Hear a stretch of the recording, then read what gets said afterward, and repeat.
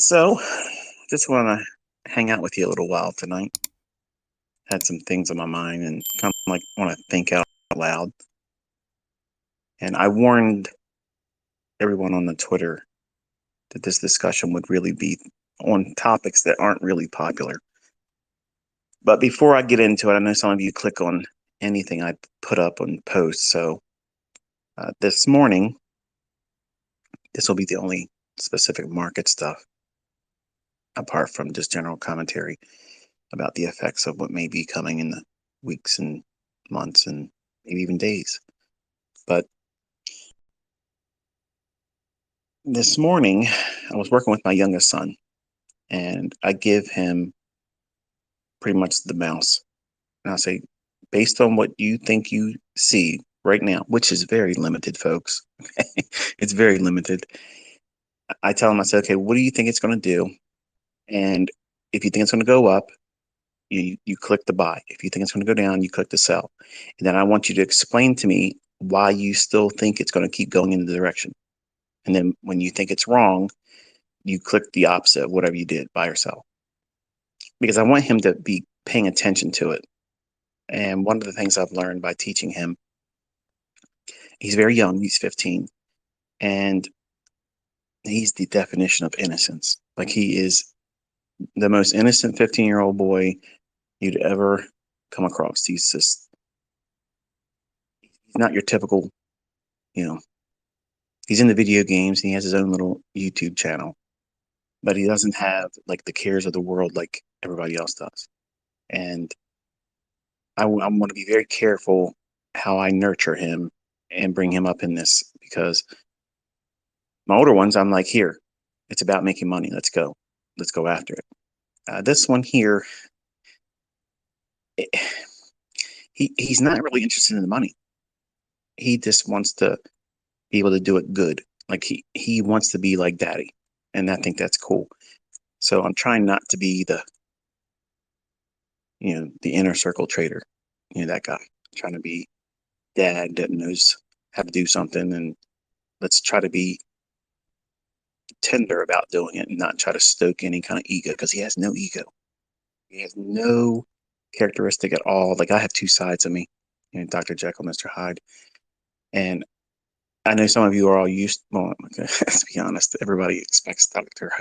Jekyll to be put aside here, and Mr. Hyde usually shows up on the live streams. I don't think he's going to appear tonight, because it's a discussion that, well, you'll see when we get to it. But this morning, my youngest son, we were working with the E-mini S&P and back and forth with the NASDAQ. And I explained to him, I said, listen, just watch what that does right here. I want to see, and I wanted to see it take out the 30 level. And it didn't quite get down there. You saw that fail this morning. And I was explaining to him, much like I was showing you, that that's a high resistance liquidity run, meaning that if you look at the daily chart on E-mini S&P, you'll notice that it was primed to go higher. It's really likely to present that run above the previous high, that type of scenario. And all I was trying to do is capture just a small little run below the lows, because I felt that was warranted. It could have done it. And I also wanted to show him how hard it is to do a trade and trust it versus a low resistance liquidity run. So a high resistance liquidity run signature is where you have a market that has a balanced price range that it has to work through. Now, a balanced price range is generally a formidable barrier to price getting to liquidity. So now it's not impossible to navigate, obviously. I mean, you can find first profit, sometimes a second partial, before getting through a balanced price range that would constitute a high resistance liquidity run. Don't let me throw you off by saying resistance liquidity run, thinking that it's only a buy, like it can't get through an old resistance level.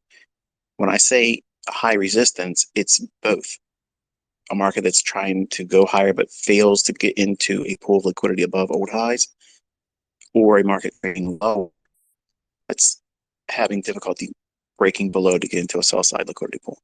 Okay, so the way I taught the mentorship and also what you've learned in the YouTube model is that it is a low resistance liquidity run that you're hunting. Okay, so I was showing the distinctions between that this morning, and as I mentioned this morning, or later on this afternoon, I said that my youngest son, he wants to click, like he wants to do something and then look at me like and get the nod, like dad does, like good job, son, you did good. But he's really not putting any real thought behind it because he's too new. He's very, very new. And I'm talking like last weekend new.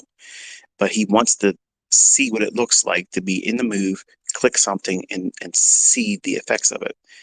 So to try to cultivate that, but not also inspire him to worry about the demo money, that type of thing. I don't want him focused on that.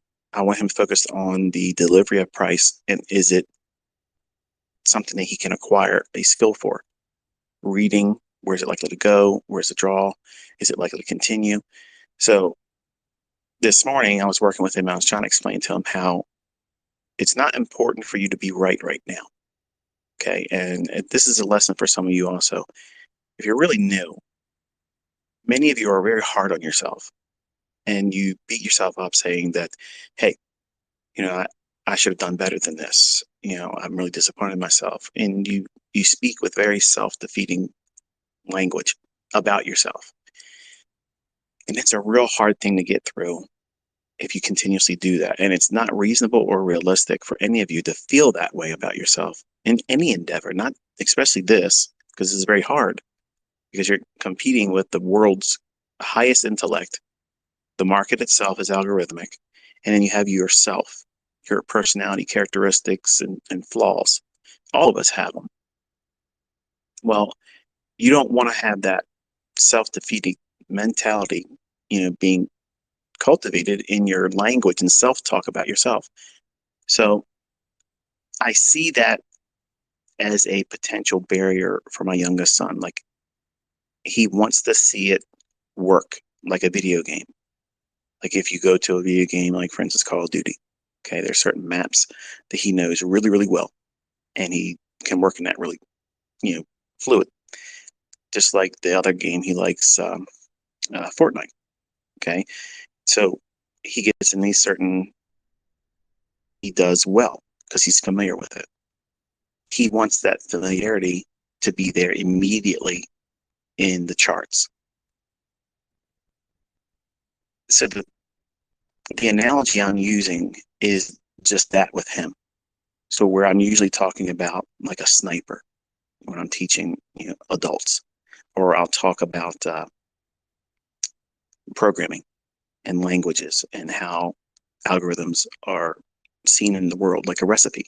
If you want to build the perfect blue ribbon chocolate cake, you need to have a list of ingredients. If you have blue ribbon list of ingredients and a procedure to take this ingredient, mix the dry ingredients, then with wet ingredients, and then put the oven on this temperature, put it in this pan this way, and you should get a reasonable outcome that is predictable. It should be a reasonable, well, depending who's doing it, you should be very close to what the recipe calls for as the end result as a chocolate cake. Okay, and that's an algorithm. Okay, and when we try to teach as mentors, we try to find ways to bridge that gap between the unknown and the learned.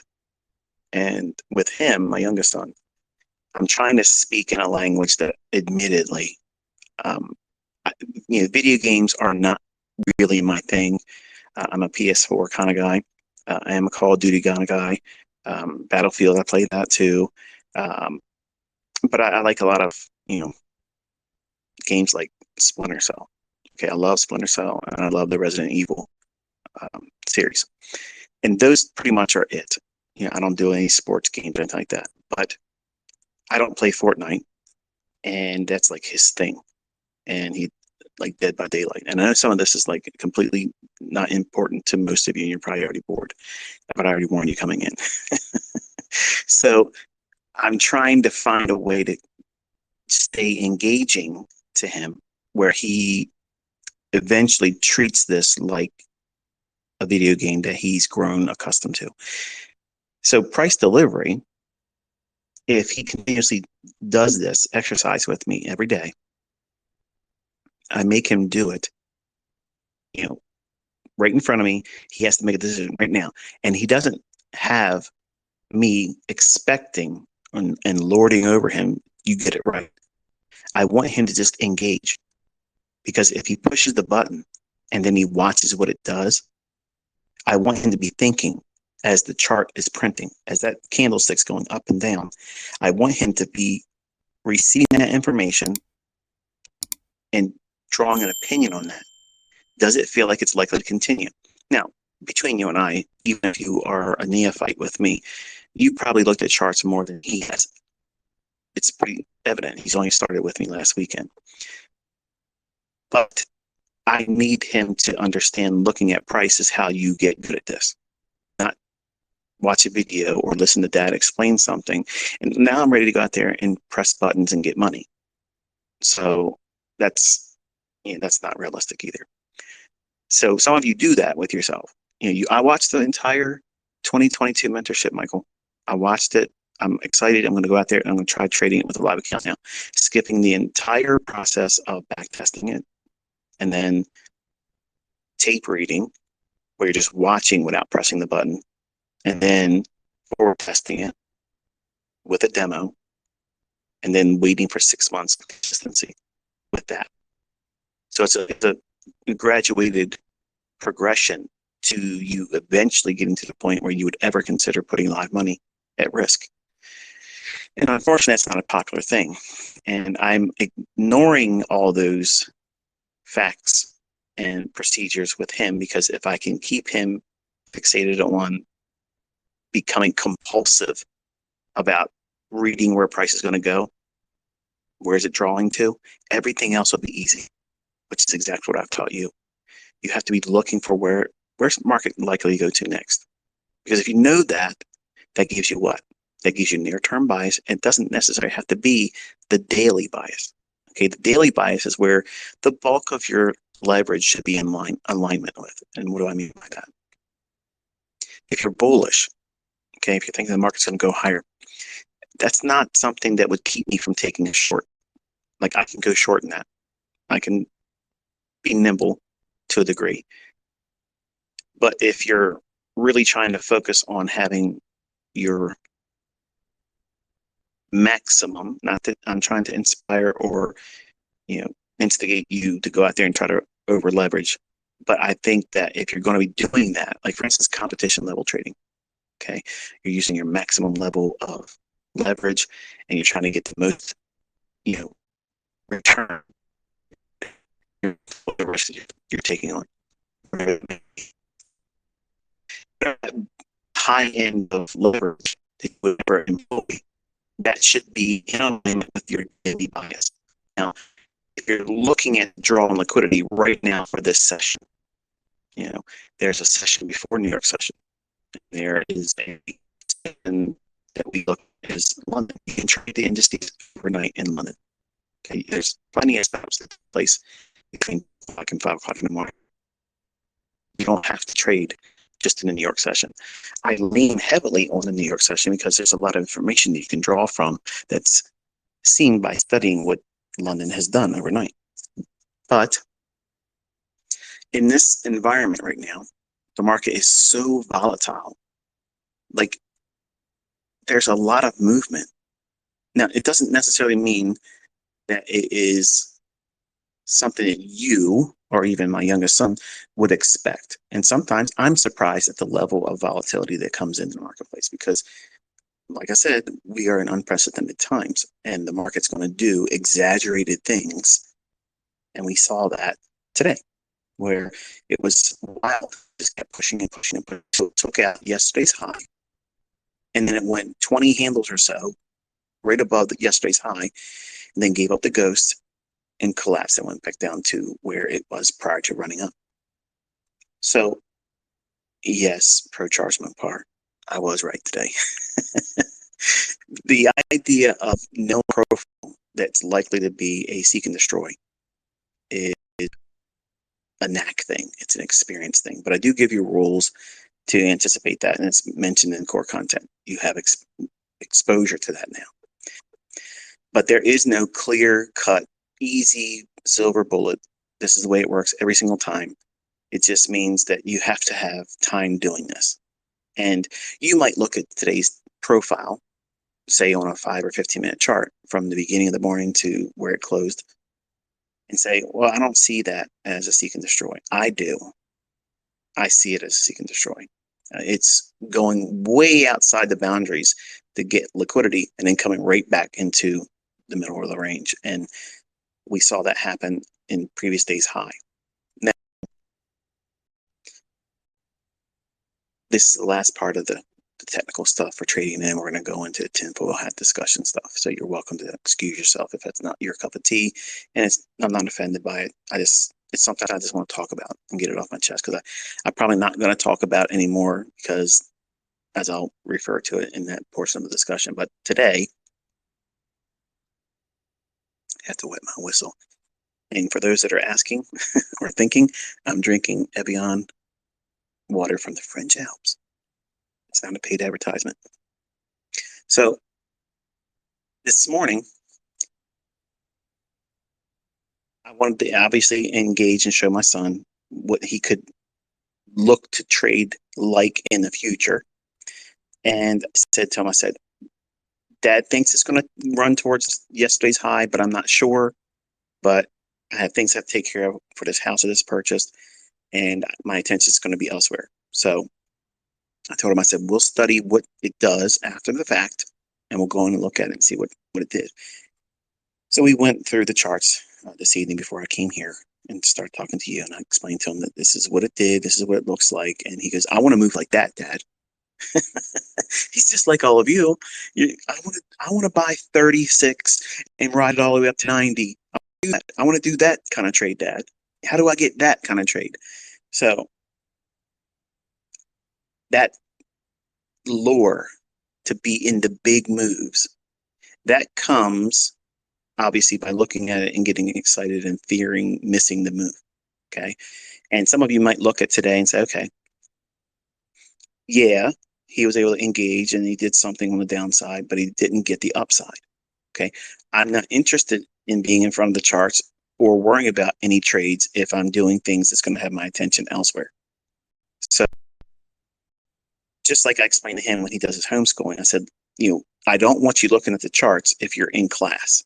So if you're doing work for homeschooling, you cannot be looking at charts. Okay, so I'm not trying to teach you to be a workaholic where you're dividing your attention from homeschooling and then looking at charts, because you're too young to be worrying about trying to impress Dad. You got plenty of life ahead of you to do that as an adult. Right now, you focus on your school, and then after that, you do these exercises to hone your skill. But don't be in a rush to impress Dad, because it takes time. I already am giving him permission, so that way he kind of like lowers his expectation on himself.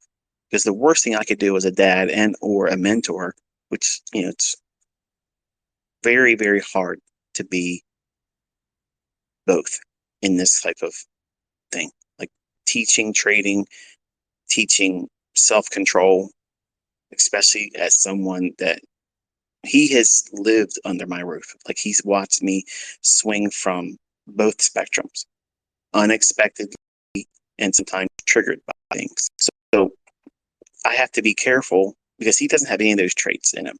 Like, he's innocent. Like, he doesn't have any kind of issues that would cause an imbalance whatsoever. But I am. I have that. And when I tell him that he has to exercise control, like this morning we looked at it, and he's like, when you say control, like, what do you mean by that? I said, well, you can't lose your cool. Like, when you see Dad get angry about something, you don't even know why I got angry, and I start going off, and I have to walk away from everybody and excuse myself from everyone. You have to be able to know that you can't trade in a market like that. And with that mindset also, you can't be trading and risking money if you're going to be doing things that are going to be stressful. Like, if you're doing something that's going to divide your attention and you're in a market that's really required to be babysat, you're looking at something that may draw your attention away from it or make you uncomfortable. Okay. If you have, like we have painters coming in to this house, and I'm having the whole house painted on the inside. And I had a company come out, and they're working up a proposal, which I'll look at. They've already emailed it. So when I'm done talking to you here, I'll look at it and see what they've, you know, worked up for me.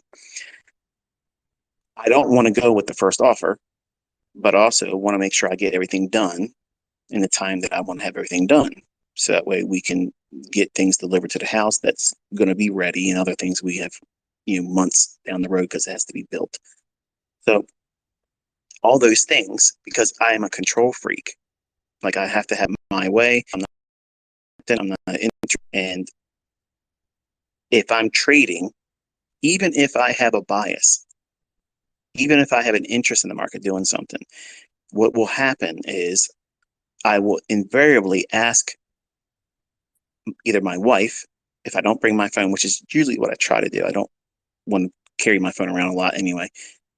But if I don't have my phone, I'll ask my wife, hey, look, can you pull up ES on TradingView? Now she's got delay on her phone, so she's not logging into my stuff.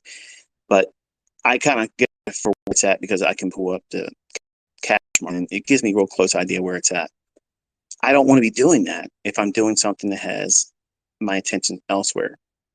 Like if I'm doing something with a business partner, or if I'm doing something where I'm purchasing something, or I'm doing some kind of transaction that's expensive, whatever, or it's going to be stressful to me.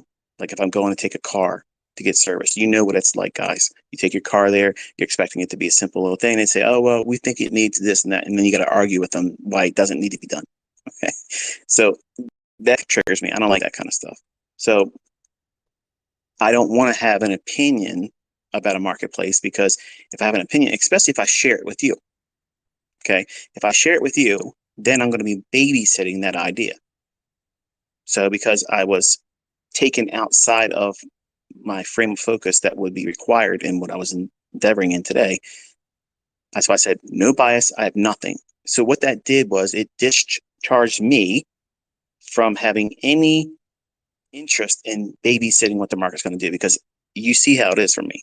If I say I'm done for today, you can probably guarantee you're going to get at least a half a dozen more tweets. I'm always giving you a little bit more. But it gave me the ability to walk away and have no obligation from the attention side of the marketplace, where I don't have to look at it. It freed me up emotionally, psychologically. I have nothing vested in where the market's going to go. You're going to have to learn that skill set when you have to manage your life as well. Like if you're going to be doing something, like for instance, you may be getting sick, or your spouse or child that's sick. In those environments that you should not be trying to trade and make money, because what it's going to do is it's going to invite what? You need a distraction, the thing that makes you feel good. You need a feel good moment. So you're stressed out because you can't make your spouse feel better. Or if you're like me, like I'm a big baby when I'm sick. Like my wife, she could be coughing up a lung, okay? But if I get a head cold, the whole world knows that, oh, look at ICT, he's sick. Look at poor baby, poor baby. Now, everybody else in the house, when they get sick, it's like, whatever. They shake it off. But I guess it's a matter of me just wanting to feel loved. You care about me. I'm sick, right? You better care about me. I butter your bread. But when you have these instances in your life where you have personal tug of wars on your attention, your emotions, and you can't do anything to improve or change it, like a spouse or a child being sick, or yourself being sick, or there's a family loss, like someone passes away. Those type of things are going to be mentally, emotionally, draining on you. And they're going to be the perfect invitations for you to do what? Distract yourself from that. By doing what? Trading, push a button. Man, if I could just make $2,500 today, that would make it feel a whole lot better that Aunt Jackie passed away on a good day. It may not feel that great when you're sick and you're coughing up a lung, but I can tell you it feels better if you were making money. But the probabilities of that happening, are you going to be on your A game if you're sick, distracted, depressed, you know, trying to play nurse to your spouse or your child? And if you have a little one, like if I hear a baby cry now, oh, like I want to crawl out of my skin. And it's not that I don't love children. I do love kids. Obviously, I had lots of them, but like if we're out in public and I hear a screaming baby, like I'm like, or a little toddler screaming, oh man, like I got to get out of there. Like I can't tolerate. I have an intolerance to it now, and that probably sounds terrible coming from me. But I think if all of you were honest, you'd be, it's the same way. And I got kids, ICT. I know what you're talking about, but you can't feel that way about your own kids.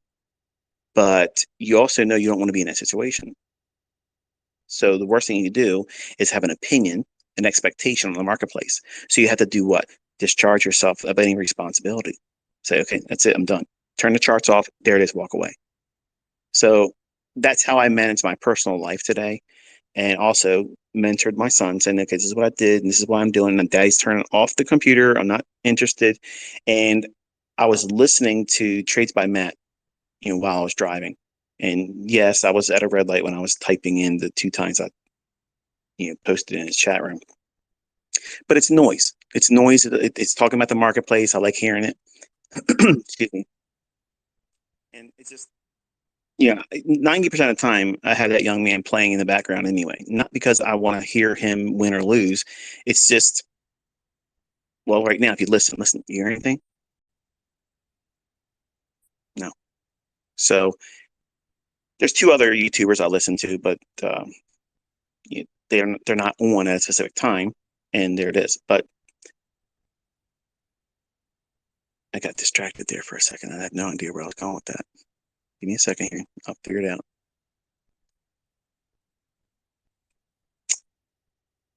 Anyway, you have to be able to manage that in your own personal life too. Otherwise, you will do what I did when I was 20 years old. Go into that uncomfortable thing that you can't escape, and then push a button and wish you didn't do it later on. Or push a button, wish you didn't do it, and then try to correct it and make it worse and compound it. Now, I saw a few of the Twitter followers say they lost their account. I'm assuming that meant that you lost your funded account. I'm assuming that's what it was. I don't know what the reasons why that would have been the case, but you're going to have those things happen. Okay? If you don't wrestle with yourself and get control of yourself, manage yourself, be disciplined, you're going to be reckless. You're going to lose the account. You're going to blow your account. You're going to have strings of losses that are going to create drawdown that is very painful. And you have to give yourself freedom to say, okay, I'm not on my A game and I lost money. And I believe there was one person that said they lost 2%. And I actually replied to him. I said, keep it at 2%. Go home with that and just be able to come back. Because 2% is easy to come back from. I mean, it's easy. But that 2%, given in the right instance, in the right hands, it can become 30% negative, okay, 50% negative, or a blown account. So that type of thing is avoidable, but it doesn't feel like it's avoidable. It feels like that can't happen. I need to get it back right now. So all that comes from like episodes today, where in my personal life, I know I was going to be distracted. I would not be able to look at the charts. I would not be able to be on time when the chart would be doing whatever I'd be looking for, and to dismiss myself from any responsibility. Also to encourage it to you, because if I said what I felt was going to happen and I wasn't around to change gears if there was something there, I feel terrible because it's deconstruction. I meant what I said. Just stay out of it. Now, some of you might look at that and say, oh man, I missed the move. ICT got me from wanting to do this, and I listened to him and I didn't make any money. Well, guess what? That's still experience. Like you're showing, if you thought it, and be honest now. If you felt that way or tweeted that, I would look at all my tweets today. So if you felt that, you are exhibiting the very characteristics that are teaching you not to have. That means you have your entire career balanced on one single section. You can say, oh, no, it's not one. You have a good trade. No, I did not. I relieved myself of any responsibility, and I said, you probably should turn your charts off. Now, if you know your model, and if you know your model and you know your experience, you're not going to listen to me great here.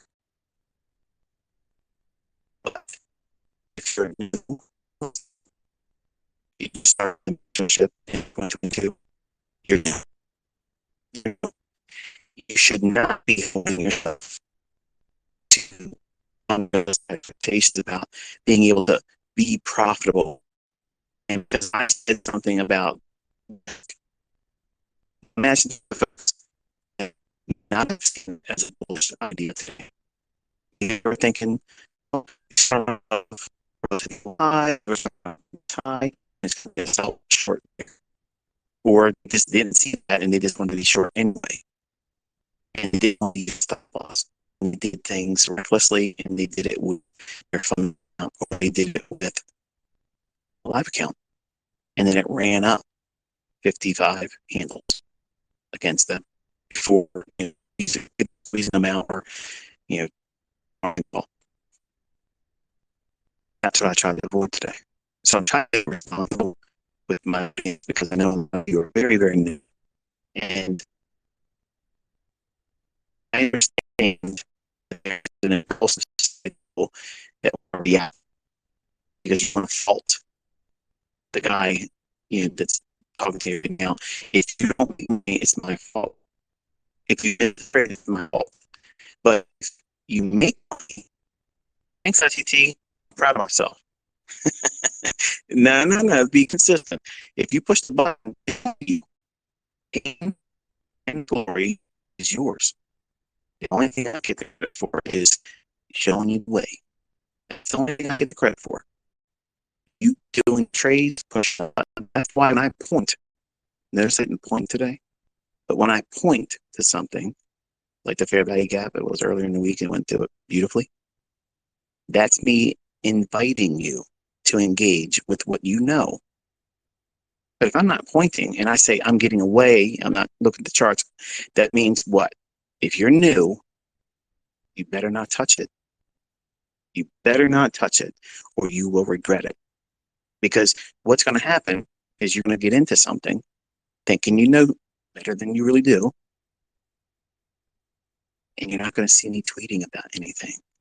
And the market might rip one direction or the other, and you're just waiting. Okay, he's going to say something.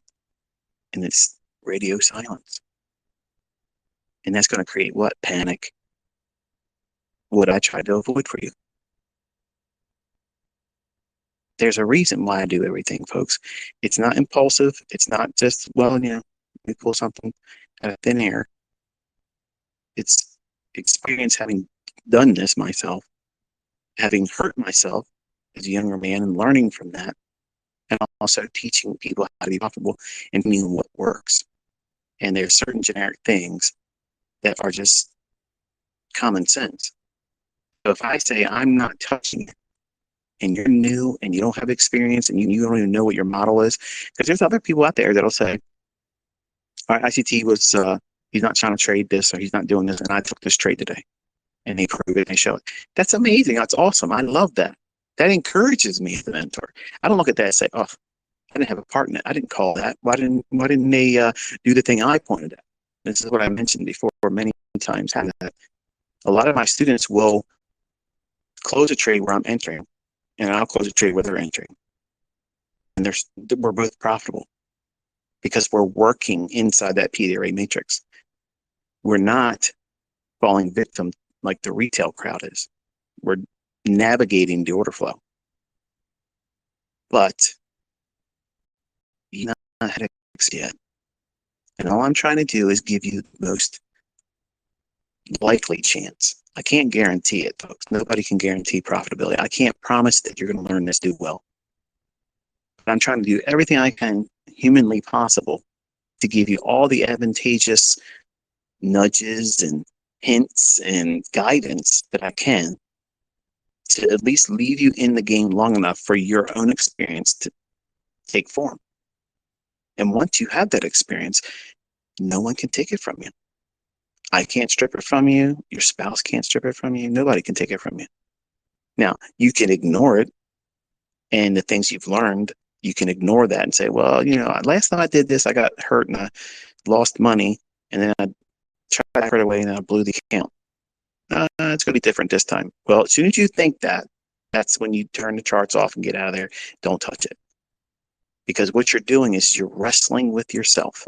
And as soon as you feel that, and it's hard to identify it, especially early on, but as soon as you feel like your hunch is better than your model's rules, as soon as you feel that, I'm telling you, I don't care who says otherwise.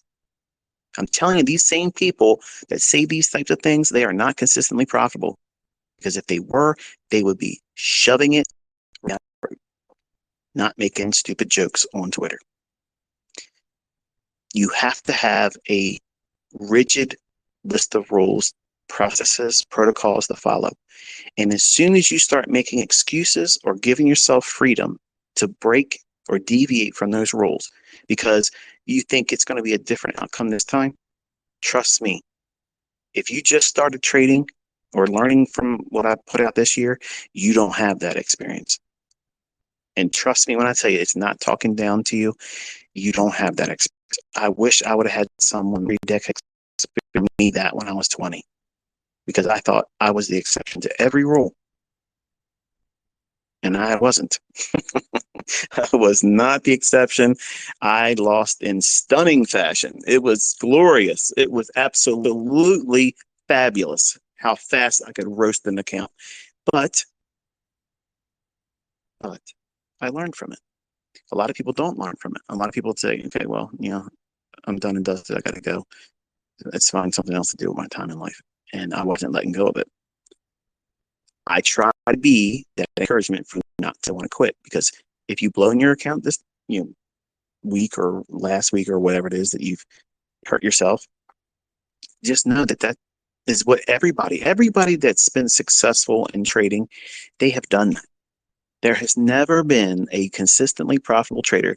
And I'm telling you, there's going to be someone that's going to creep out there on YouTube and say, I have never blown an account before, and now I am profitable, and I'm this and I'm that. They're a liar.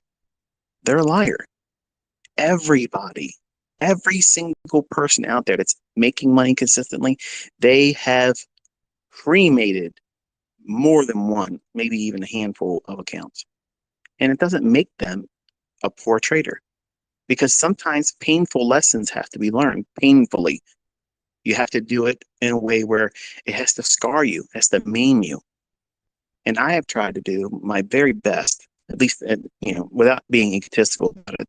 I've tried my best to be a sober-minded, down-to-earth, realistic, never trying to, here's you're going to make $1 million. I never really teach from that style. And the end series is kind of like a little cherry on the top. That's my approach. I started on baby pips teaching, trying to get 25 pips a week. That's laughable now. It's laughable. Like, nobody would try to promote that kind of stuff today. It's all about 200R, 50R. And you can still do very well with 25 pips a week. But you have to know how to manage your money. So those are the types of things I'm trying to cultivate my youngest son. I'm trying to go slow with him. I'm trying to be inspirational, but not talk about money. So, this morning I made the mistake of having the account show the money, where I wanted it to show like the points, the amount of points from entry to target or the stop loss. And it's because of creature habit. I'm not really interested. I usually don't even show that. Like if I'm trading and I'm not trying to teach any of you, that doesn't even appear on my chart. Like I keep my chart completely naked. There's nothing on it. There's no lines. Anytime I do any kind of annotation, it's either because I'm planning to teach that or show that example to all of you, or I have my son next to me, one of them. And I'm saying this, no, this is what you're looking for. You look at this right here.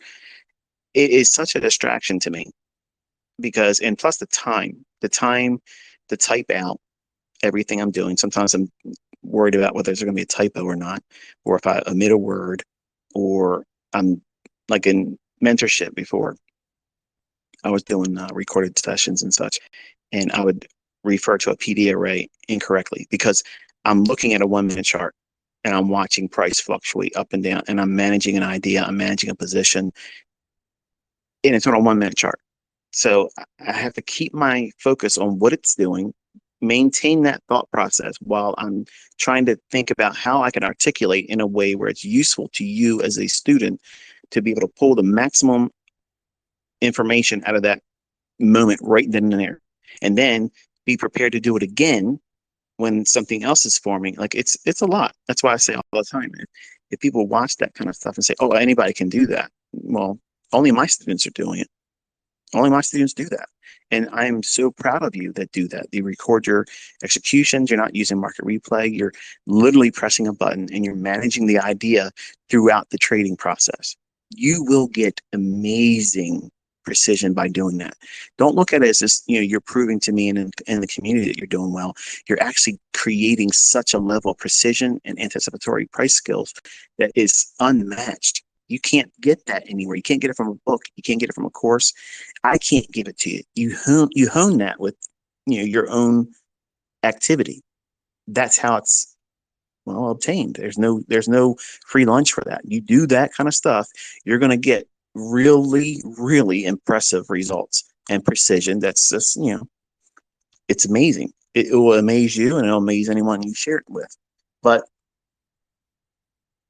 that was the technical side of stuff today in this discussion. If you're not into tinfoil hat kind of stuff or world events and now I don't want to say political because I'm not political, but just think of it kind of like that. If you're not worried about global war and upheaval and civil unrest, then it's time for you to turn this one off. But anyway, so the last couple of days, I have been monitoring some things. I have a lot of folks are all around the world, and I'm so blessed to have such a network of people all around the entire globe. A lot of the things I talked about in 2016, I'm going to briefly list this here because I've heard it. I've said it many times every time I talk about these topics. Before I even did mentorship in 2016, in the spring of 2016, I said that he would put Trump in office, and no, I did not vote for him. I'm not a registered voter, and I'm not voting in this one either. Okay, so I'm not trying to tell you who to vote for because they're both wrong. Okay, so that way we know I'm completely objective. I'm outside of the Hegelian dialectic. I'm worrying about right or left. I'm just talking outside, looking at it. Okay, and I just want you to think, not take my view of it and adopt it. That's the worst thing you could ever do. Don't ever do that. Not with me, but with anyone. Reason it out yourself. Okay. Consider the ramifications and consequences of your subscribing to a view that I'm suggesting here. Okay. So it's not important for you to subscribe to these same ideas that I'm showing that I have and think that finds good grace in my eyes as a student. That is absolutely, this has nothing to do with trading in that light. Okay. If you are absolutely diametrically opposed to everything I'm going to say here, that's fine. I'm not opening this up for a debate because none of you are going to convince me otherwise because I'm ahead of the curve. I'm not trying to convince any of you to think this way. Okay. But I'm just posing it because it's eating at me. Like I got to get it off my chest. So I'll bet because it's a stick in my craw right now. But in 2016, in the spring, I was on Twitter and I was talking about how Trump would be elected and that they would use him to stimulate the economic, front, make it better. And he ran it like a business, which is what we are in America. Our country is a corporation. Like it or not, that's just the way it is. So anyone that's going to run it like a corporation or intent of running it as a profitable corporation, they're going to get the best results. And there's a lot of things I don't like about Trump. Like I don't like him as a person. I don't like him. There you go. I just don't like him. Now, that's not meant to be hateful, and I know some of you probably love him. Okay, and maybe you go to his rallies and you support him, and maybe you have things on your lawn saying, "Making America great" and all that stuff. God bless you for that idea about making America great. That's great. Okay, but I don't think it's going to be great anymore. And in 2016, I said that they would use him as a fall guy. Now, some of you that were here maybe recall all that and probably thought that, oh, he's a Trumper. No, I said it back then. I'm not a Trumper. I wasn't voting for anyone. But I said that they would use him as a fall guy. So what does that mean? Well, think about a play. Okay, think about a movie script, okay, or wrestling. You have to have a good guy and you have to have a bad guy. Now, prior to Trump's election, the economy was kind of like bleh. It was flat. Obama was a miserable failure, never did anything right. Just, he's rich now, but he didn't do anything at all as our president. Okay. The economy was nothing, it was lackluster. And I know everybody that might support that of the government, you're going to come and say, but he did this. Please don't even do that. Don't even send, because I'm not even going to look at it. In fact, I'll just mute you because all you're doing is you're giving talking points for your side. When your side has misinformation, just like the Republicans do. They both are misguided, and you're all running around with information that was shoveled into your head, and you've never done the research on your own. So I'm just reminding you that I'm trying to debate anybody. All this is to inspire you to think going forward. I'm not trying to change your political stance. I'm not trying to persuade you not to vote either.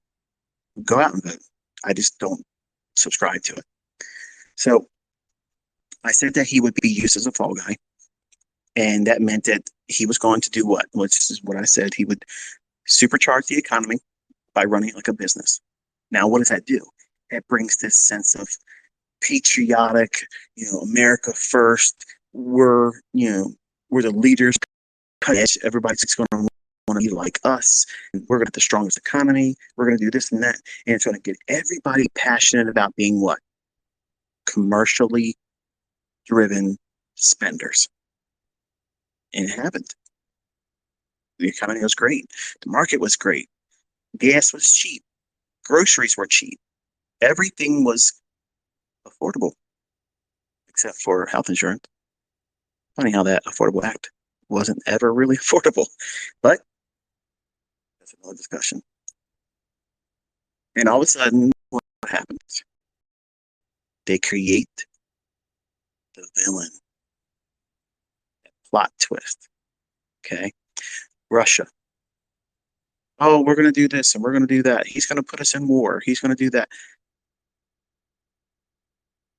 Now, I don't know where all you were, but when I was listening to the radio, because I don't watch TV and news and stuff like that, but I would listen to the radio, and they would play these little sound bites saying that we're going to be in war with Russia, and we're going to be at war with this one and that one if Trump doesn't do that. Now, the Democrats have control of everything. And how they got that, that's another discussion, because I don't think it was on the level. Okay. There's no way anybody's going to convince me that Joe Biden got 80 million votes. No way. Absolutely not. We'll touch on that in a minute. If we have this booming economy, everybody's passionate, everybody's energized, they created this what? Cult of personality. They created this fever, this Hulk Hogan of the politics.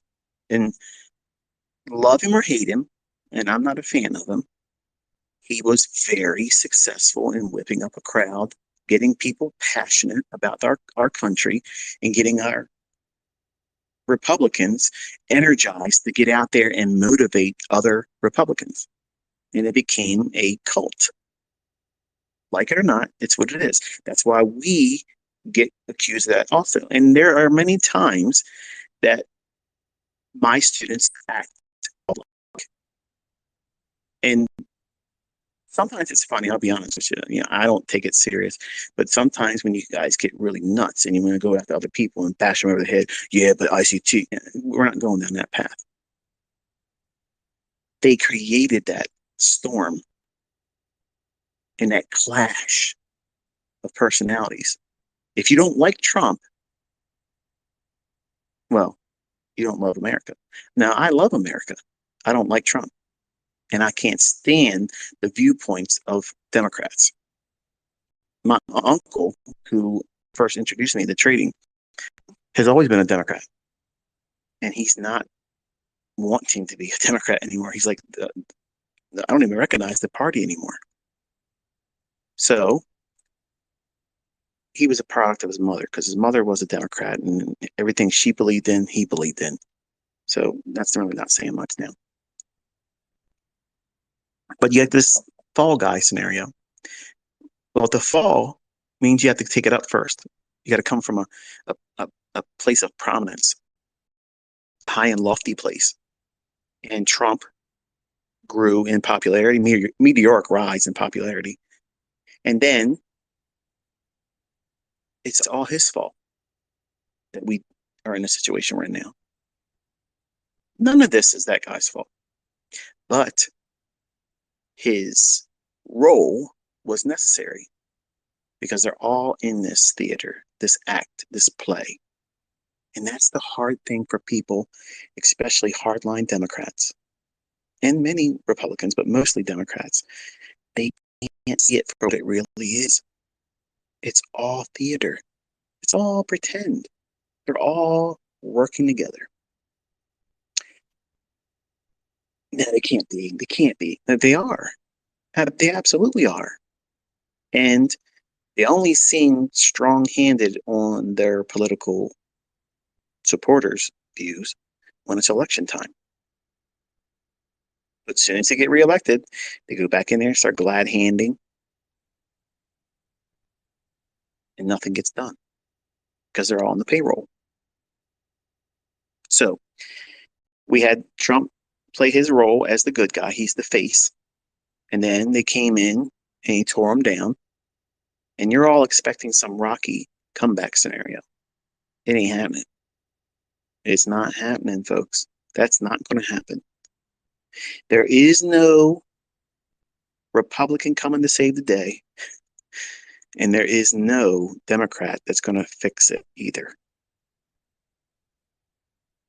So right away, you already understand this is not one of those feel-good discussions. So why am I even talking about it? Well, you're in a business or trying to learn this money. And one of the rules of making money is knowing how to preserve it. In trading, the first rule of being profitable is keep the money you got. And if you're going to lose a little bit and then stop. Wait for your opportunity to present itself. Maybe in the same day, maybe the next week. But you have to know what that is for you. And a lot of people are walking around and they're just looking at their cell phones like zombies, walking around, looking in their little 4 to 6 inch little universe, walking in front of cars and intersections like I've seen people do. Literally walk into my car, walk into my wife's car, not paying attention because they're looking at their phone. Now I'm holding this phone because I got to do this Twitter space with you. I don't have to do the Twitter space, but I'm choosing to do it. I wish there's a way for me to do this at my desk. Maybe there is. If there is, then tell me that. Tweet to me, not to this space, but just do a simple tweet. The only way it is, then it is what it is. But we are obviously at the precipice of something none of us really know. And I talked about this in 2016. I said that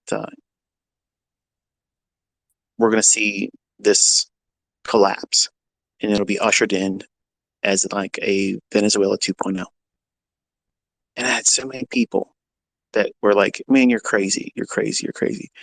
And at the time, it I was getting it from. Like nobody else out there was talking about this kind of stuff. And I didn't really watch, crackpots and people that would even be opposed to the main line that was going on. So when I think about all the things I've said in the past about these events and how it came to pass, like it's weird for me to think about it like that. And then in 2019, July of 2019, I had this unction, like this really heaviness on me. And I shared it, much like I do most of everything else. I'll let you know if it's like a live space like this. You're getting it right out of my mind. There's no filter. And you're probably saying, where's the F-bombs? You ain't said F word one time. I don't feel that that's necessary because I want you to pay attention. And I'm trying very hard to stay focused and balanced.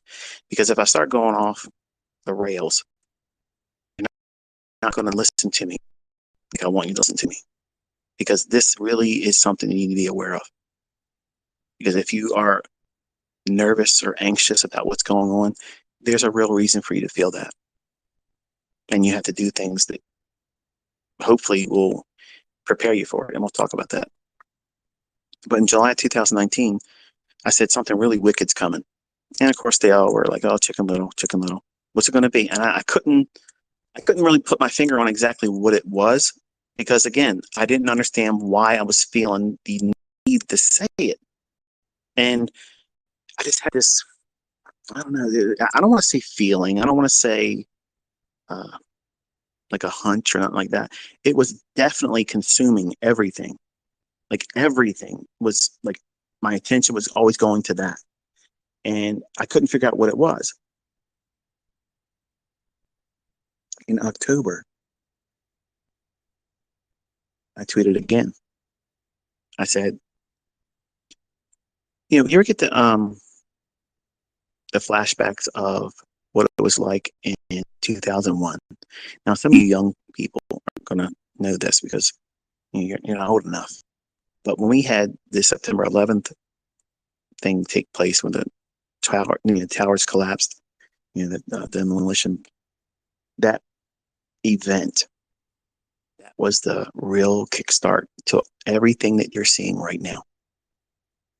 All of that stuff was the beginning of what we're all experiencing right now. Now, that happened in New York and in Philadelphia and DC. To every country now. Every country is being affected by the same thing that was at work that day.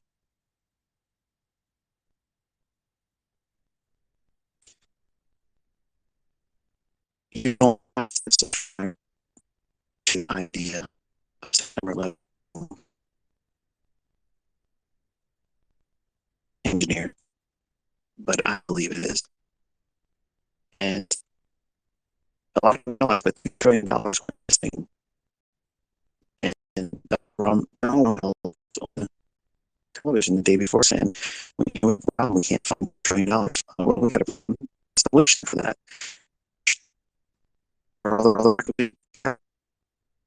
to where all the transactions would, where that $2 trillion would go. 2 billion, two towers fall. Then building number 10 falls. It wasn't hit. And then building number 7 was said, oh, BBC was on the news saying, yeah, building 7 has collapsed. And the BBC anchorly, the reporter was standing right in front of building number 7. And about a half an hour later, then it falls. They messed up a lot. Now, that's a big endeavor. And don't take my word for what I just said. Do some research, because you can still find that stuff. But they started doing something then. What was it? Control. You got to break the system to rebuild it. What system?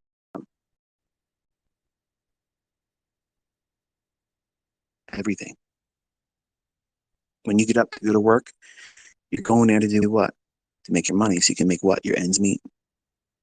That money is about to change in a way that none of us are prepared for. I see all you folks out there that champion the cryptocurrency stuff. Crypto, crypto, crypto.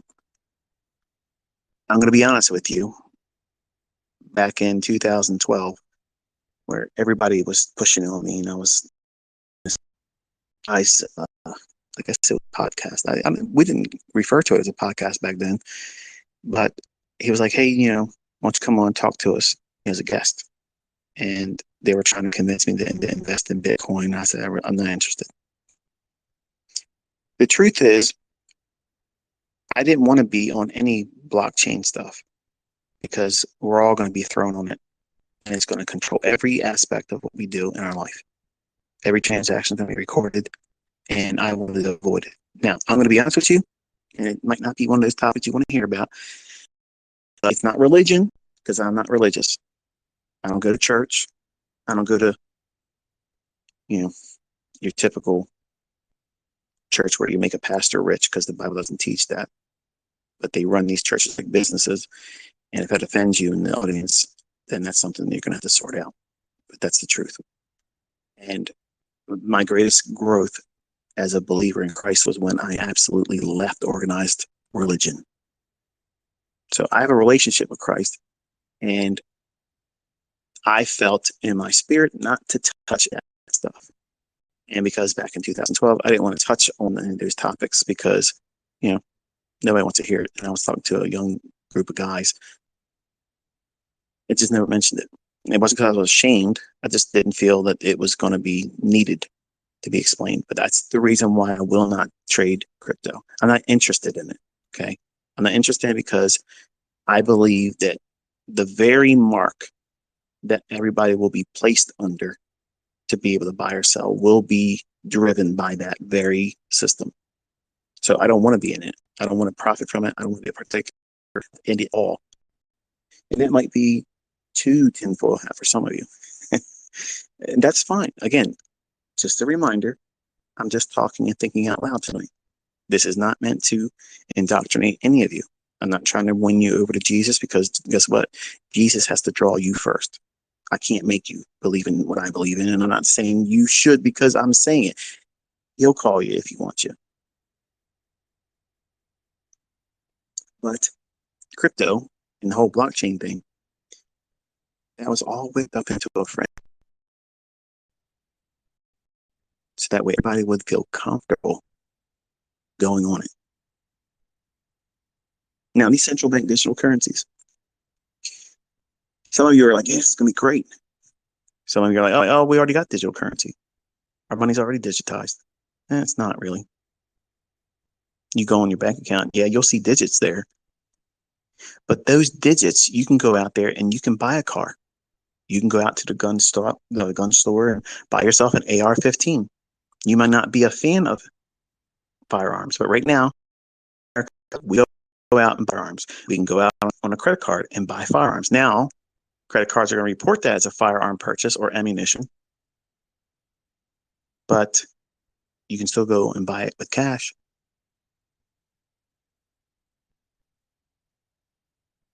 So your currency right now is not programmable.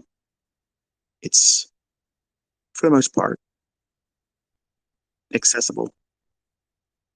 But once we go on this central bank digital currency, your currency is now, what does that mean? Okay, well, say, like right now, this conversation I'm having, this conversation is probably going to be something that causes me an issue later on.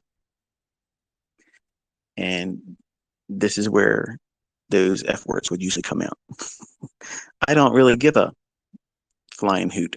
So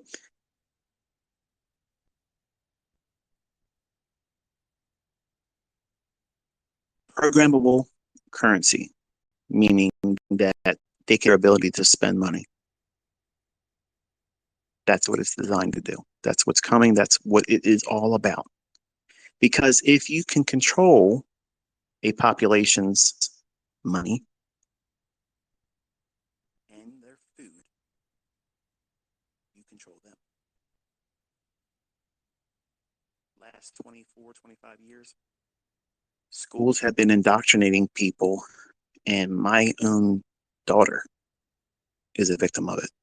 She thinks like a socialist. She thinks like one. And it's very hard to deal with her in conversations because she sees things as a socialist, because in college and in her last 2 years in high school, socialists taught her and they educated her. Now, they didn't say this is socialism. They framed it in this is what's fair, this is what's better. I'm going to be real honest with you, and this is probably going to tick a lot of you off that think this way, but just because I make a lot of money or my students make a lot of money or you make a lot of money doesn't entitle someone else to get your money because they didn't work their rear end off to get it either. I don't owe any of you anything. You weren't there when I was going through the hard times to get this. All the times I blew accounts, all the times that I had losing trades, every relationship that I lost as a result of pouring everything into this. If I'm profitable and you're profitable, that doesn't mean everybody else in your neighborhood should be, getting something for free from you, or that you should be paying more taxes because it's not fair for them. Because guess what? This information is now public knowledge. Laziness does not provide entitlement. And that's why I'm offended by it. I've always been offended by it, but I hate it today. Like it's prevalent in every country. Every country, these people walk around thinking you owe me something, and if you're successful, you really owe me more. No, we don't. There's no reason why you can't be successful too. There's people in Africa that are being very profitable now. I think everybody would collectively agree that impoverished nations in Africa, that is a box checked off, that's a society that would be viewed as, well, they're underprivileged. But yet they still can do it. What's different? Some of them over there aren't lazy. Laziness is what's being trained and taught and just expected to be given to you, because that will do what? Make it such an easy slide right on into universal basic income. They're destroying the middle class. You don't see this, but I'm going to tell you what's happening right now. This whole green energy thing, okay? They're telling farmers, you got too much nitrogen in your soil. Your cows are farting. We can't have that. You got to kill your cows. There's too much methane. First of all, you need nitrogen. When you have lightning strikes, the great and wonderful Lord Almighty, in his infinite wisdom, instituted this whole planet with systems running itself. And every time there's a lightning strike, that's where we get the nitrogen in our soil. Nitrogen comes down through lightning strikes into the soil. And it charges the soil with nitrogen, and it makes it what? More fertile for things to grow in it. Over there in Europe, they're saying you got too much nitrogen in your soil. You can't plant. You can't do this. You can't do that. What? Where's the science behind that? If a cow dies, the cow's body releases methane naturally. That's a naturally occurring thing. But your governments are saying to you that this is a problem. We can't let you grow livestock and garden. You can't create crops. And in America, they're saying you can't have enough water to do this because we're running low on water. Well, you can't grow crops then. Green fuels, you can use fossil fuels. Poland was told, hey, you got to close to your coal mines. And now you're all screaming, we're not going to be able to heat our homes. But you're giving money away to Ukraine. Where's the science in that? Biden gets in office, shuts down the pipeline.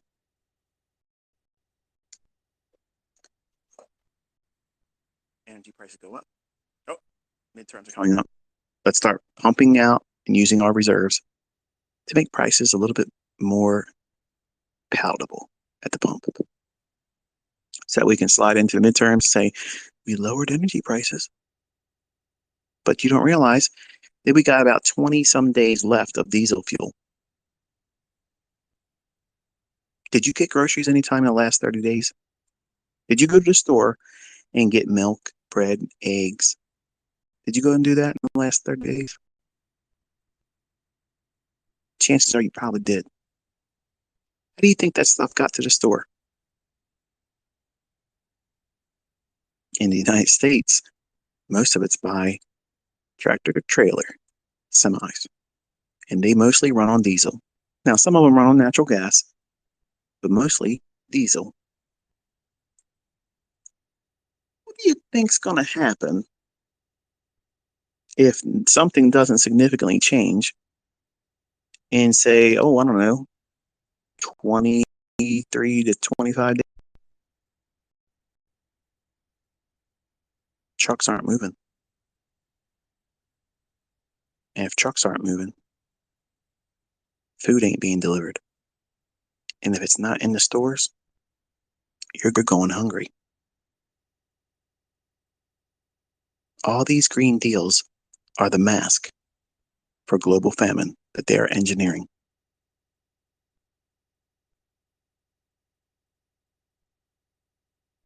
I've been saying it, and people just don't want to listen. It's too science fiction. It's too crackpot. I'm the same guy that's been talking to you about the markets and calling the markets and explaining how they all work.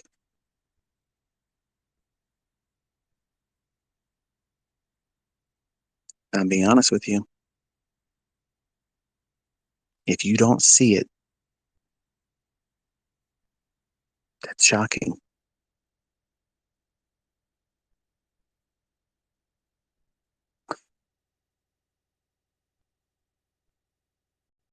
Private business was shut during all this COVID crap. But big corporations were allowed to stay open. Plexiglass was put up between you and the cashier at the grocery store, but they pawed over everything as they put it in your bag. That's science. A girlfriend of mine was growing up. Very, very healthy girl. She was an aerobic aficionado. Like she was fit, like fit. Worked at Johns Hopkins, and they told her, you got to get the vaccination or you can't be here. No problem. I believe in it. So she goes and gets the shot. 4 days later, she's dead. Her brain swelled up, heart swelled up, dead.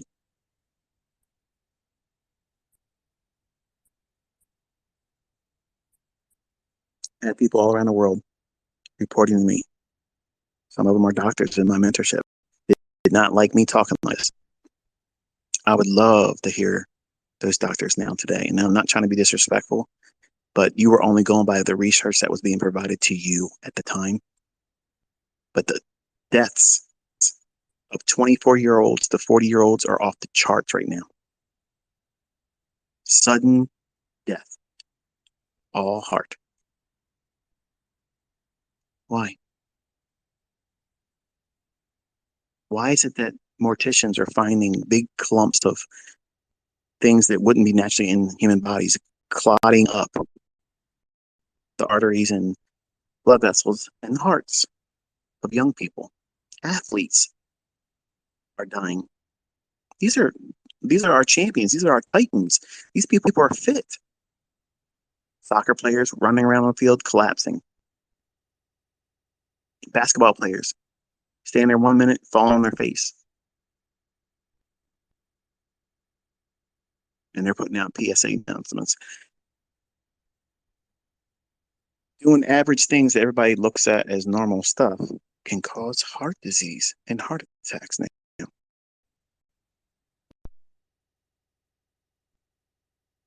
Our buying agent that was with us doing this purchase with the home I just purchased, she was telling us the day that we settled, she goes, one of my best friends I grew up with, her best friend I'm talking about, she was always going back and forth saying that, this lady that was our real estate agent should get the shot. And she's like, I'm not getting that shot. Well, the other lady let her senior daughter get the shot. Now she has POTS, which is a heart disease, and she's only 16 years old. Never had a problem ever. No history of it in their family. In a week, now she's got heart issues.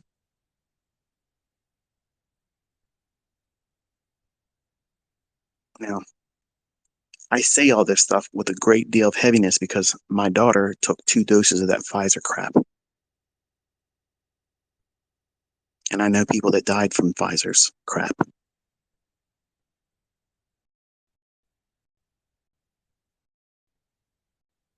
There's a lot of things that are going to happen that are going to be, well, let's be honest, it's going to be scary. And none of us can do anything about it. The only thing you can do is occupy yourself. Otherwise, because you'll just sit there and you'll be a mess. So listening to my lectures, and some of you are like, well, what's the point of learning how to do this? Well, I believe there's going to be a market. What kind of market? I don't know. It might evolve into something that we don't even recognize anymore. But I do believe that Forex is going to die. Forex is not going to be what you are used to seeing. And the first step to doing that destruction of global currencies and unification of one currency is they go to a digital currency, because there's going to be what? There's going to be resistance to that. So how do you quell individually as countries?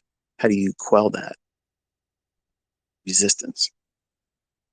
How do you stave it off and say, you're going to listen and keep yourself calm?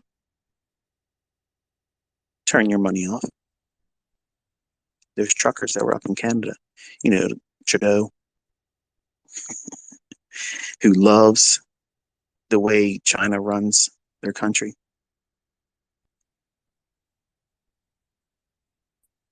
He literally froze their bank. Oh, but Michael, they were doing this and that.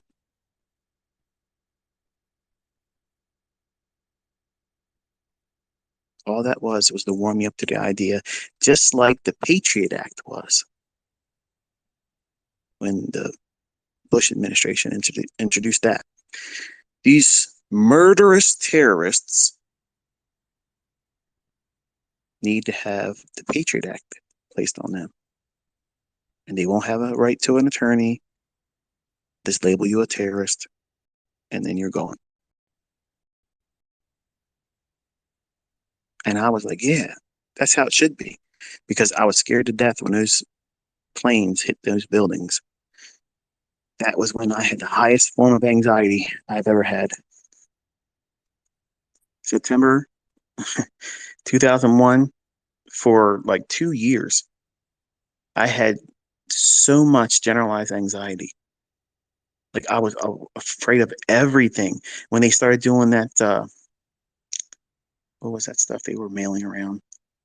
I can't remember off the top of my head. Um, it's like a poison. I don't remember what it was. It'll come to me later on. But it's like a white powder stuff. And I was thinking to myself, I told my wife, I said, don't bring any of the mail in the house. Leave the mail out there. Well, I mean, come on, that's not practical. But I would literally go out there and I would get these face masks on and these rubber gloves, and I'd literally open up a mail outside and then throw all the envelopes in the trash can. And I was thinking to myself, like, this is madness. Like, I can't like this. But that's exactly what they wanted. Anthrax, that's what it was. Anthrax. Anthrax was being sent around in envelopes, and they wanted people to be afraid of the mail. They created all these boogeymen, these problems, these scary things. And COVID, they created that. But it's funny how all this stuff, you know, all the businesses that were shut down, people lost their jobs. And I understand in New York, a judge just came out and said everybody's allowed to go back to their job. They got to be rehired. Okay, sounds great, but there's going to be a lot of people that aren't going to be hired back.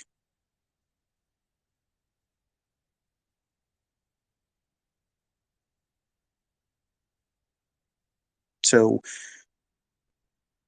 this economic collapse that we're watching, that was created and engineered, nobody's really remembering how it all really took place. See, in magic, there's a principle called time misdirection. If I say something to you in banter and patter of a trick, and I'm performing it, and I'm showing you something, I'm telling you something that may have something to do with the effect. But I'm also showing my hands a certain way and gesturing a certain way. So your attention and your focus is where I don't want it to be, where I'm doing the trick or the sleight of hand. I want it to be at the neutral hand, where it looks dirty, like I'm doing something, but really it's clean. Those are terms in magic. When I'm doing a sleight of hand, that's that's dirty hand, but I present it as clean. And I build this rapport with the audience members, and then all of a sudden, the sleight of hand's done. Then I reveal the effect to you at my leisure. And then the audience, oh, wow, how'd you do that? That illusion of choice presentation I have on my SoundCloud, if you listen to it more than one time, you'll hear priming. It's only leading you to two choices. And the math presents the choice that I already know what you're going to, and I'm presenting the answer in both senses of the outcome. But because you lose track of all the banter, you don't think, oh, wow, yeah, that would have led me right to that very choice. But because of that time misdirection, you don't see that you're being duped. The government's been doing that with us all around the world. Every government's doing it. See, they have literally stolen wealth and crashed the economy, but it's only moving slow motion. You don't see it. But think about it, folks. 2 years. We're coming up on 2 years. Doesn't feel like 2 years, does it? Since all this COVID stuff.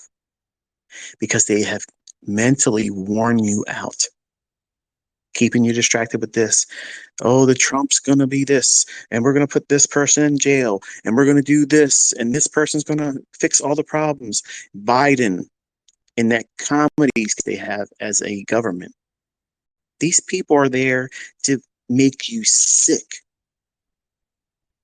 They're there for you to hate them.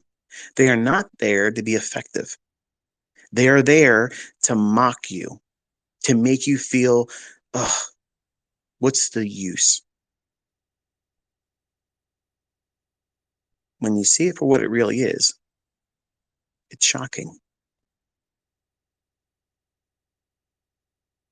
These people are there to let you feel no sense of hope. They dash your hope, despair. You will gladly take the solution they're going to bring. And you don't realize that you're walking in to slavery. And you're going to greet it with open arms. And you don't even recognize it. If they institute these central bank digital currencies and they do away with cash, our lives will never, ever be the same. They're not. And it's not going to be an improvement. The only improvement is going to be is their ability to control us. Now, don't think for a moment that I have an answer to this, because I don't. I personally believe it's biblical. I believe that we are looking at that moment that transitions into the worst 7 years of human history. That's what does it start right now? Is it about to start? I don't know, but we're right there. When has there ever been a time like this? Think about it. When has Iran and Russia ever been an ally? Historically, never. But Persia and Magog and Gog, guess what? They're buddies right now. Euphrates River, keep your eye on that. It seems like it's a little low, just like our Mississippi River is. That's interesting, isn't it? What's so big a deal about that? Well, in the United States, that Mississippi River is a major artery for barges and deliveries of goods. And barges and vessels are getting stuck there because they can't traverse down the Mississippi River. We're about to run out of diesel fuel. The railroad union's about to go on strike.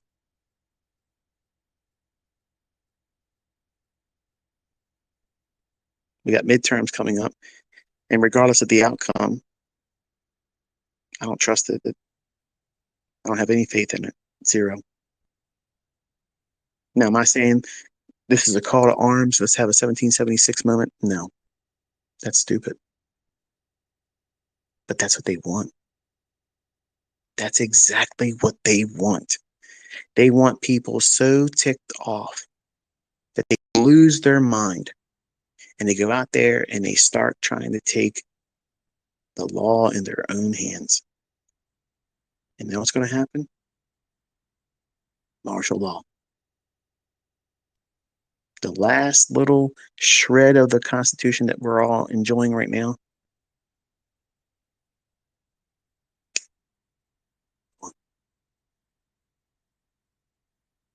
You don't have any rights then.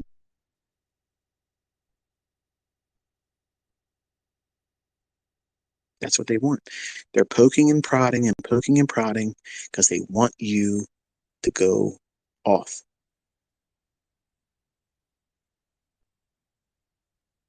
Because if they get people in the streets acting a fool, going at each other's throats, that's the problem that they're going to present and orchestrate and engineer. And then they're going to bring the solution. And that's going to be, well, not pleasant. Anytime our liberties and freedoms have been taken away from us, they've never been given back.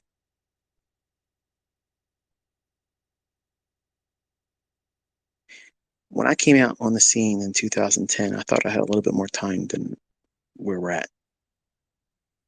But things started really escalating, getting faster and faster and faster. And I kind of feel that now. It's like the feeling I had in 2019 when I was telling you on Twitter and that account that I had then. It's like 50 times that. Like, let me make sure I'm not huddled up in my house, afraid to leave the house and anxious. I'm not anxious at all. I'm greatly concerned for people in my family that don't see this, despite me sitting down with them and you know, saying, "Look at this. Do you not see this?" No, I don't see that at all. I'm like, what is wrong with you? And some of you in the audience right now listening, you're probably thinking, none of this is convincing me of anything. And now I'm beginning to wonder, are you sane? That's fine, and that's a fair. If you want to have it, I'm not trying to be disposing it as a topic for you to take a look at. Just take a look at it and see if you can see these things leading us down famine. That means control of food, and everything that you eat right now is being affected by everything I'm talking about. Your ability to get that food and time to be able to get it is dwindling quickly.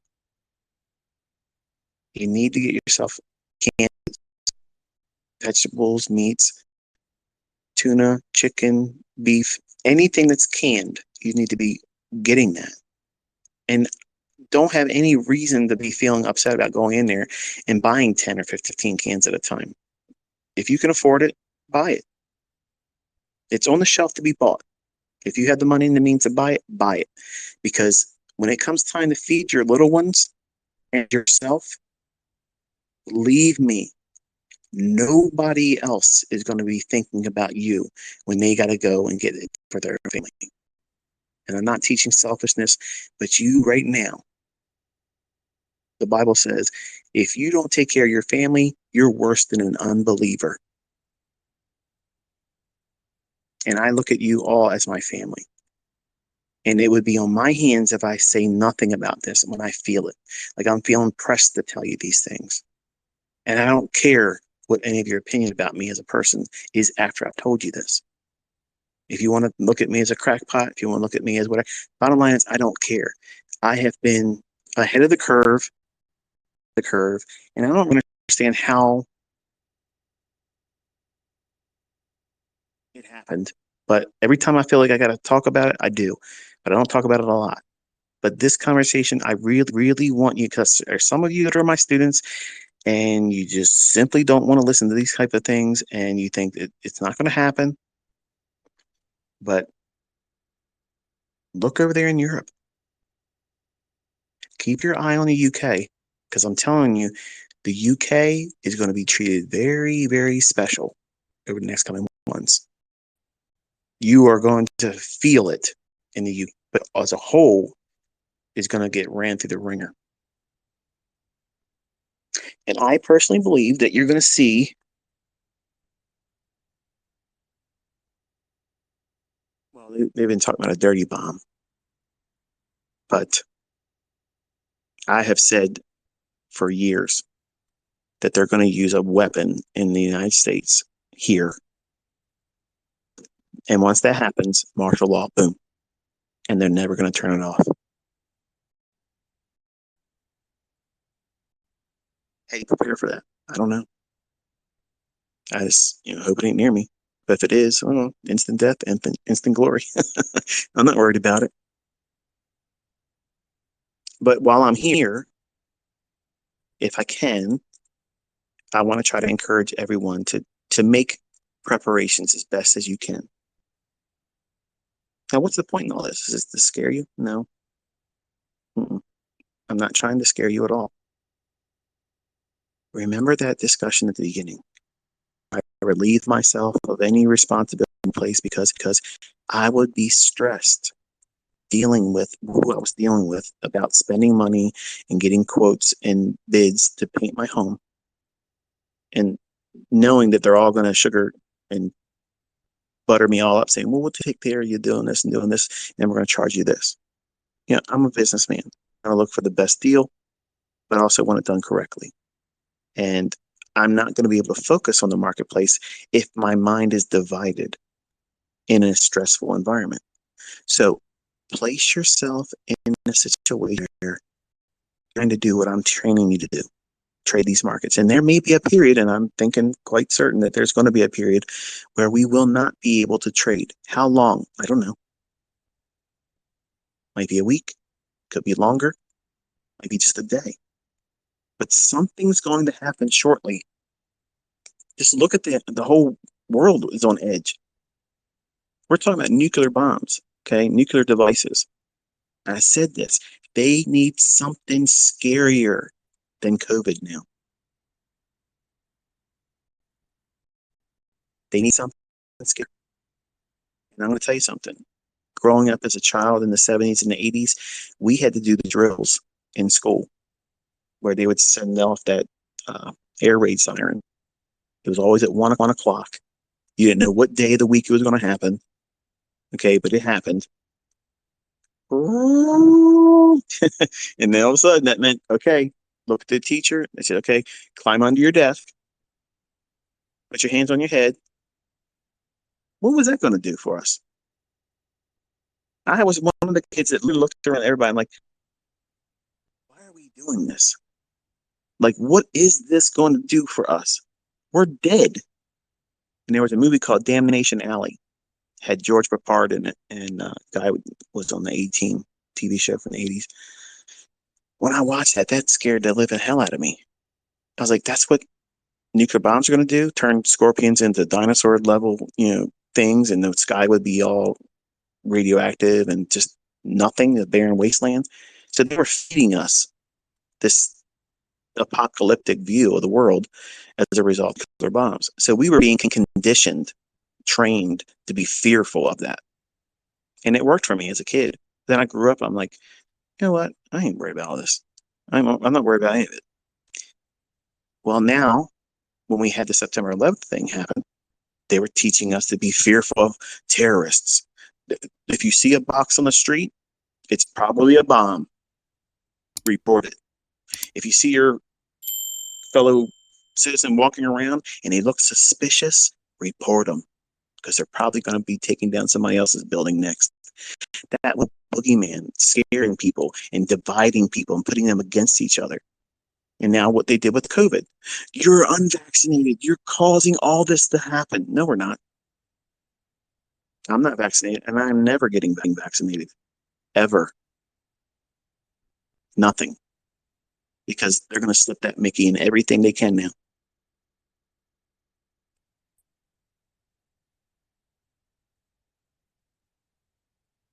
They divide us. The white and the black. Rodney King. I grew up and went through that whole show too. They've always used that one. Why? Because black folks are animated when they're pissed off. When they know they're right and they got a reason, they will mount up and posse up everywhere. And they will bring a ruckus. That's why they use that all the time. Even now, it's not that strong. So they created what? The unvaccinated and the vaccinated, the clean and the unclean.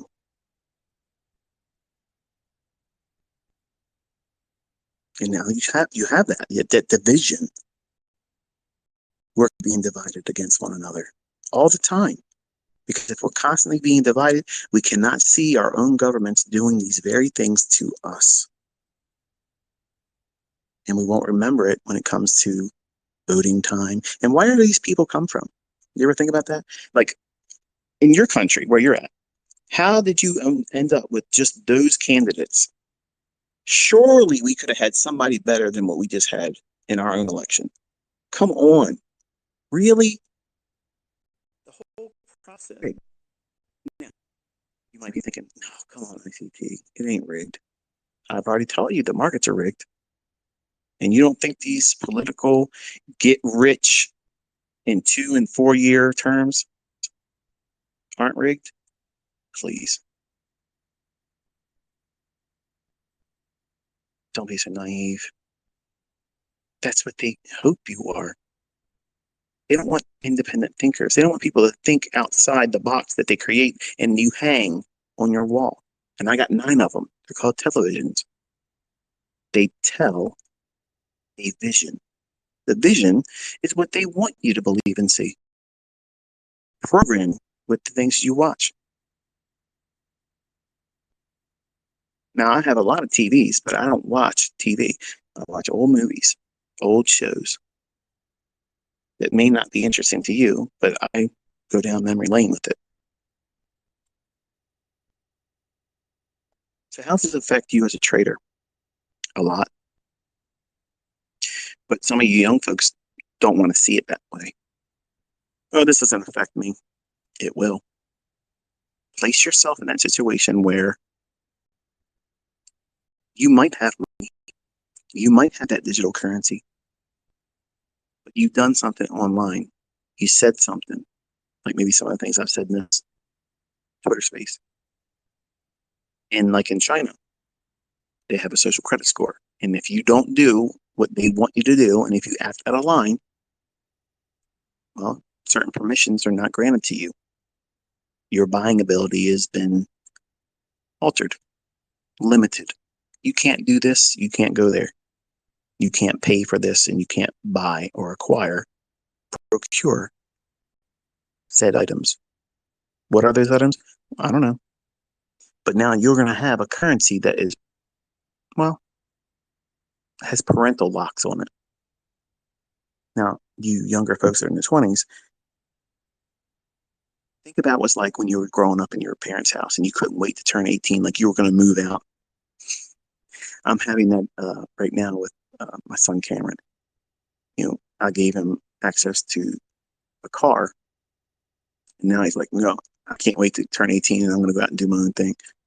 Okay, that's going to be interesting to see because you don't know how to trade. You're only doing a menial job right now with no real skills. So it's the typical 18-year-old boy mentality. I'm going to get out of this house and I'm going to do my own thing and I'm going to be able to live where I want to go. Yeah, okay, great. I want to see you do it.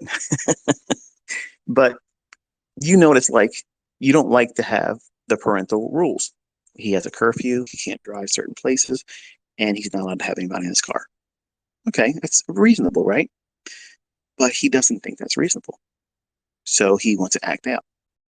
Now imagine you're going to be in a situation where you know you have money in the bank, but you've done something online, and now your social credit score has been affected, and you're being told you can't do what you want to do with your money. Sounds science fiction, doesn't it? And yet it's not. That's why central bank digital currency is being implemented everywhere. So you're going to be stressed. Like it or not, prepared or not, you're going to be challenged. You're going to be stressed. You're going to have these things plaguing you and beating up on your emotions and your psychology about what you perceive all around you. And you're listening to me because you're a trader or a trader in development. How's that going to impact your ability to do analysis? Yeah, exactly. It's going to be harder. It might be also. So you have to prepare yourself now. It's the only reason why I'm telling you to do it now. I don't have all the answers, folks. I don't. I wish I did. I don't know where to put money that would be outside of this. And they're going to take away cash. They're taking that resource, that ability to trade for goods and services, and they're making it illegal. Oh, they're not. They are going to do that very thing. There's a lot of businesses already that are saying no cash. Starbucks, which I can't stand that company.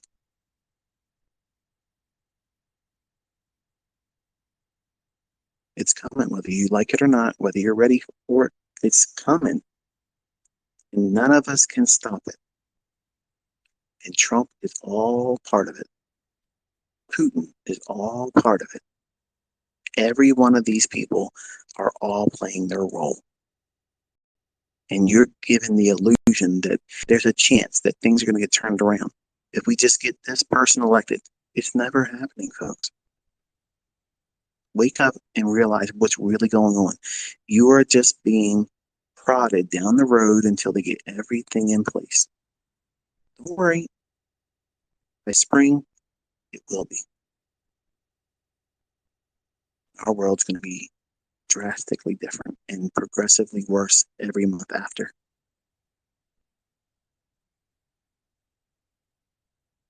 So what's the point, ICT? Then, why bother? Well, if you still can trade and you keep your nose above the water and you don't get out here and try to stir up things, be a gray man. That's why I'm telling you, I'm going back to being private. I only have a couple more weeks here on Twitter. I'm not deleting the channel or the account. I'm just not going to be active. I'm a very divisive person. And the things I talk about, I'm quite certain are going to be all those checkboxes, okay? That I don't want that kind of drama. I know what's coming. I know what's coming, and I have a following. It's not huge, but I have a following. So that means I have an influence, and they will make an example of influencers. Look around, and you'll know what I mean. So I'm to avoid all that going forward. So I'm talking to you in just a fireside chat amongst friends.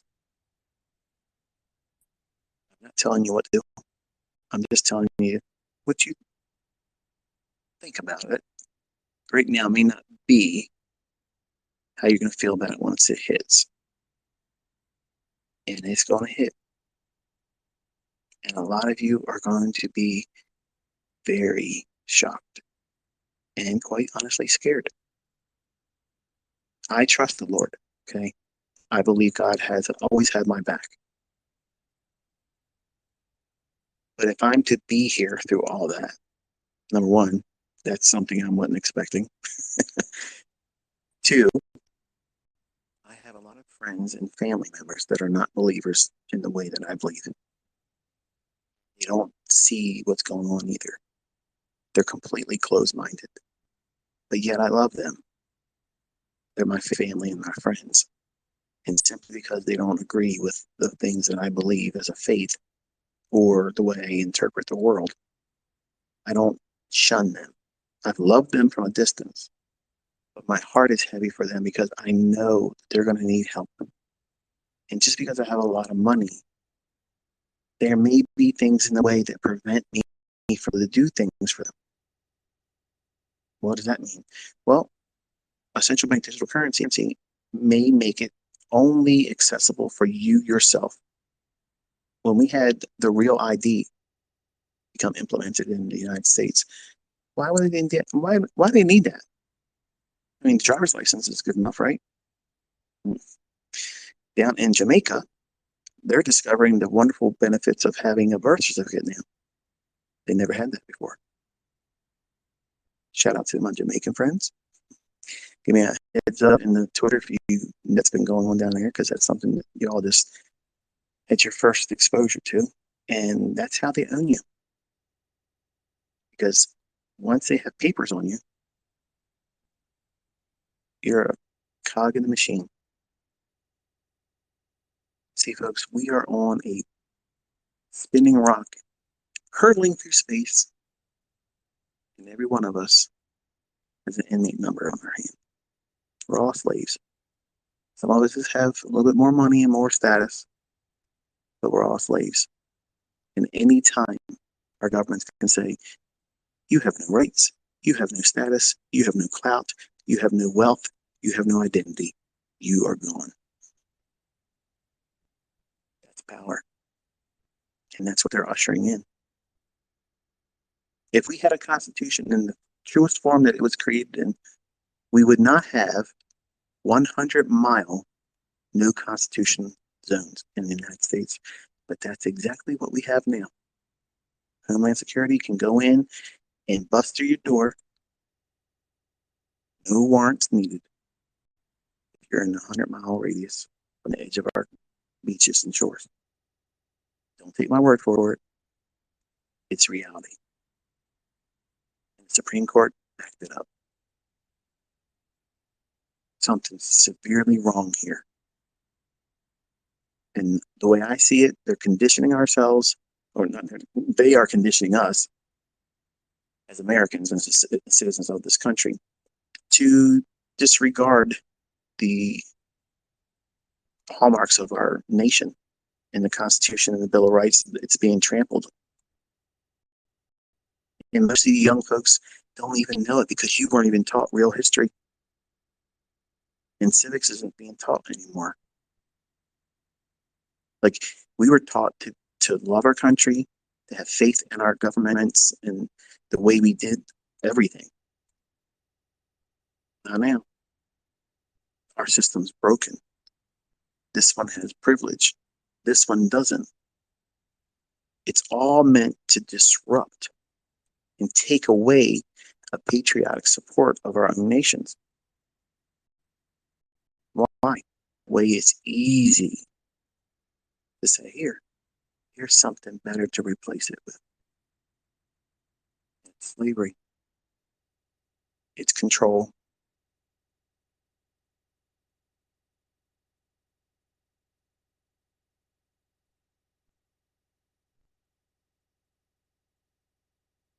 It's just,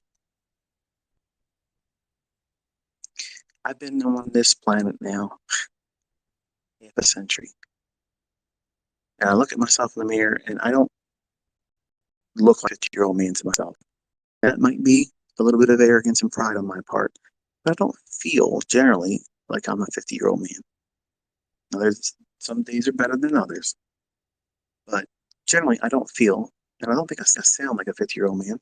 I certainly don't have the heart of a 50-year-old man. I have the heart of a young man. I'm very passionate about life. I'm passionate about friends and family and the things I do. But I never really thought I would ever see the way the world is right now and how fast things changed. Look how fast things have changed just in the last 2 years. Look how things have changed on a social level, how people interact, even in your own family. Maybe in your family, you have folks that maybe had vaccinations done on themselves and their family members, and you probably didn't. And maybe that's caused division. And maybe you're not friends with people that had that done to them, willingly giving it to themselves. And because you won't do that, then you can't be around us because you're not going to infect my family. You see what that's done?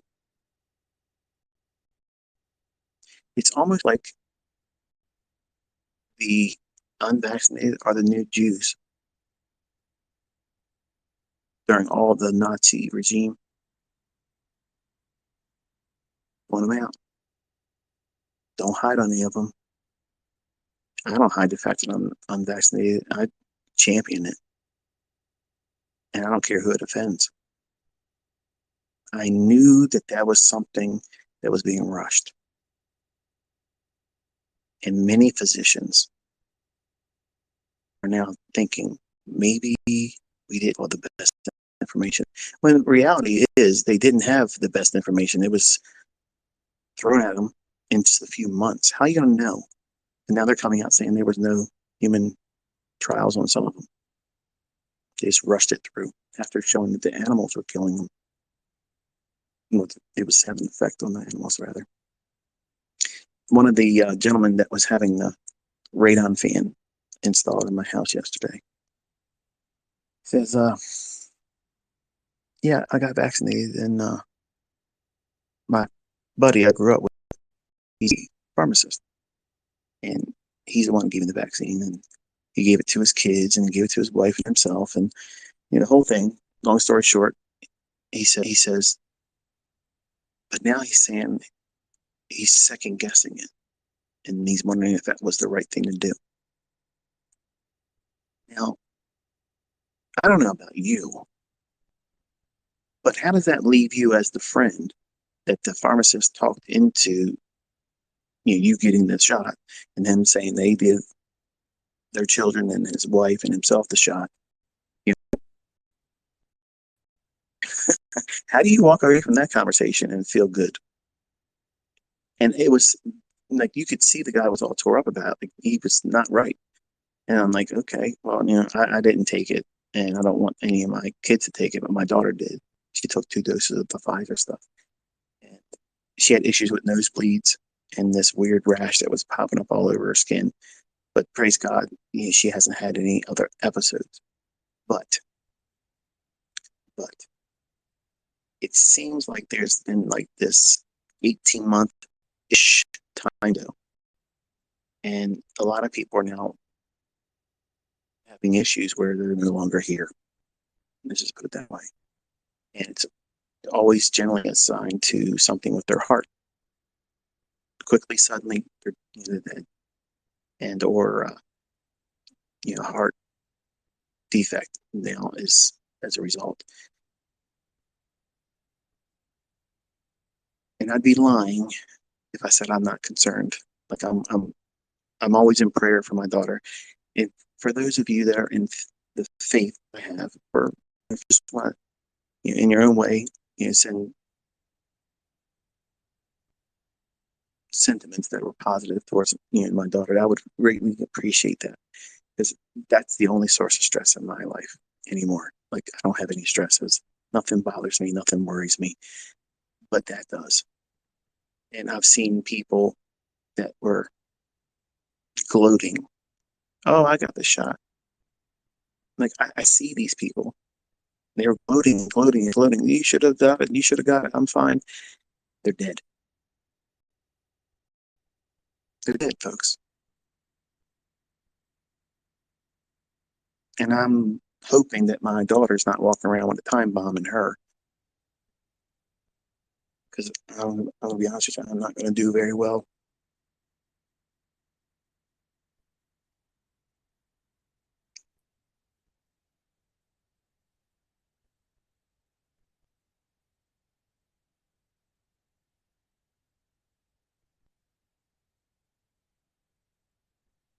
The main point of this discussion was to get you thinking about how you can fortify your own personal in your own home. Because if you're like me, you have children, you have a spouse, and 2 spoiled boxers, they all depend on me. And I try to do what I can to inform them, but not scare them. And I'm sure this conversation, if you've been here this long, you're in one of 2 camps. This was disturbing, and I don't buy into any of it, or maybe you're a little alarmed. Take that energy and convert it into checking into what you have in your pantries. How long could you go right now? I'm going to say this, I'm going to close this space. How long could you go right now if you didn't buy anything else before you ran out of food?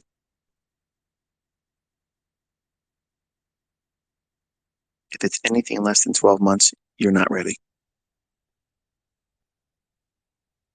The worst thing you can do is go out there and buy those in a box or in a bucket survival foods. Don't do that. That stuff's good for you. None of it's good for you. You would be better suited to go out and buy canned goods. And you ever see those in the United States? We have a company called Knorr, Knorr, I believe it is. It's like flavored seasoned rice little things and oatmeal.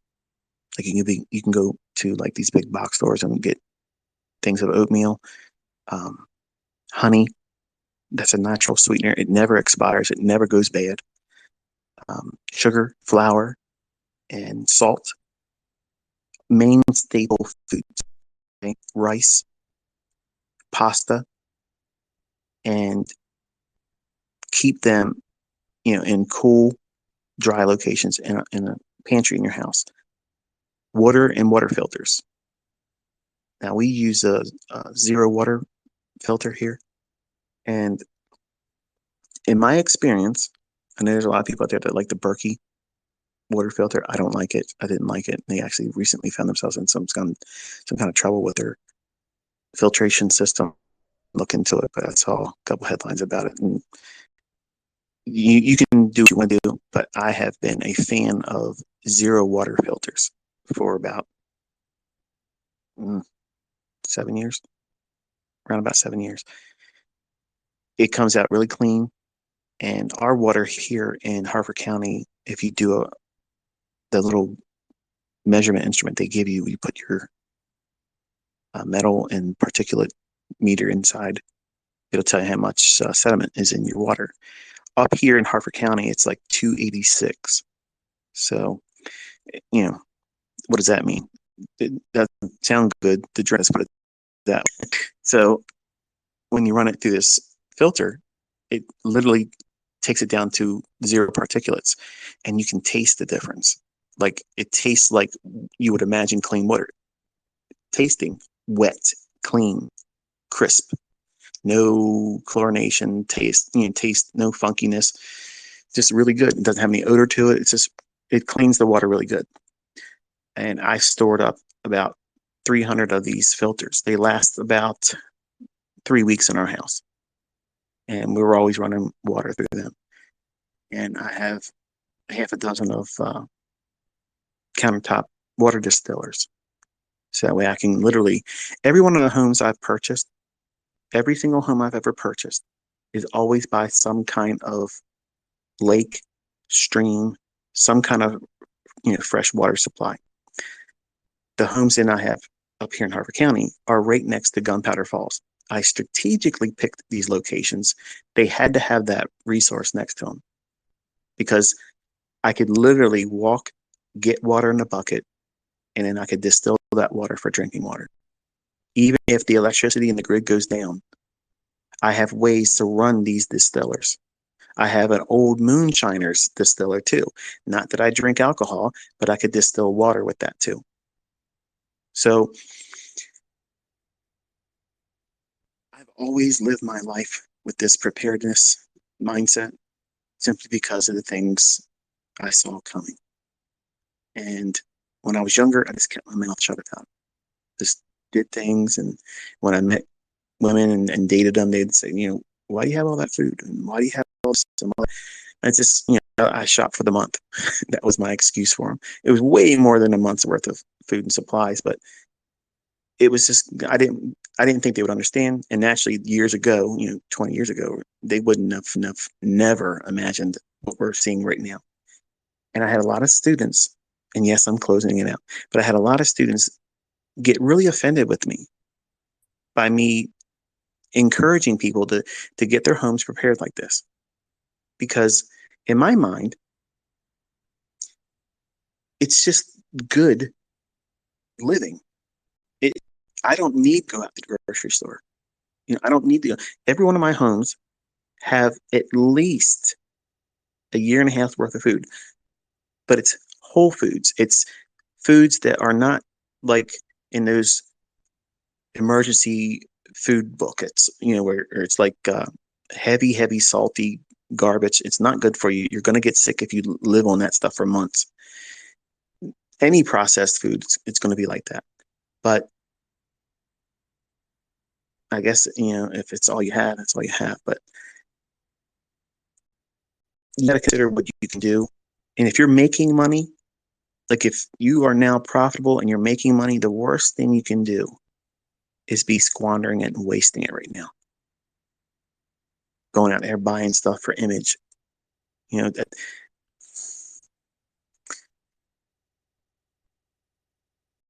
if you believe anything that comes out of my mouth ever, and you want to latch onto that, and this is the most important thing, it's this: get your house ready.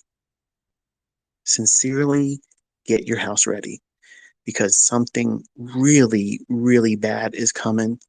And I don't know to the degree and how far it'll take us and how long we got to endure it and what it's going to do. Ultimately, But wouldn't it give you more peace of mind knowing that you have at least your house is full of food that you're going to be able to eat that won't perish because it's in canned goods, it's dry goods, things that you can prepare with water, and a way to filter water. And if you have medications, ask your doctor if they give you an extra supply of it. And they're not wanting to do much of it, since all this pandemic stuff happened. But you have to do what you got to do. And that way, by having this out of the way, and then as you use it, replace it. And yes, that means you have to be organized. You have to know how many cans of green beans you have, how many cans of tuna you have, how many cans of chicken you have, and what's the expiration date on it. Let me tell you something. I've eaten things all my life over 2 years old in canned goods. They don't expire unless that can is bloated and misshapen. If it's got a dent, I never eat it. I don't care if the expiration is like 2 years from now. I just bought it. If I find a dented can, I throw it away. But botulism isn't going to get you, okay? Just because it's 2 years past expiration. That food is sealed up. If you keep it in a cool, dark location, that food will last years.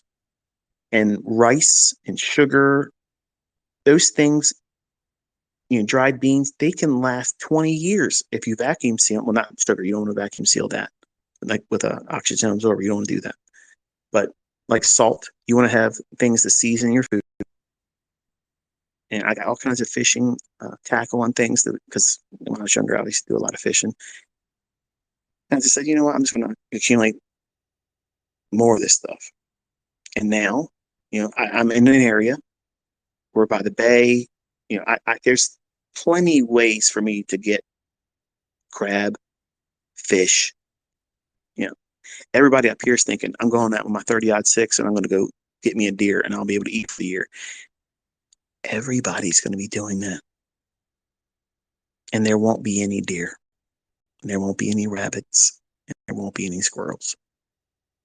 That's the first stuff that's going to go. What's the food source that's going to be the most abundant? Fish. You got to be able to catch them. Can you swim faster than a fish? So you got to get some tackle on you. Right. So that's my Robinson Crusoe podcast for you tonight.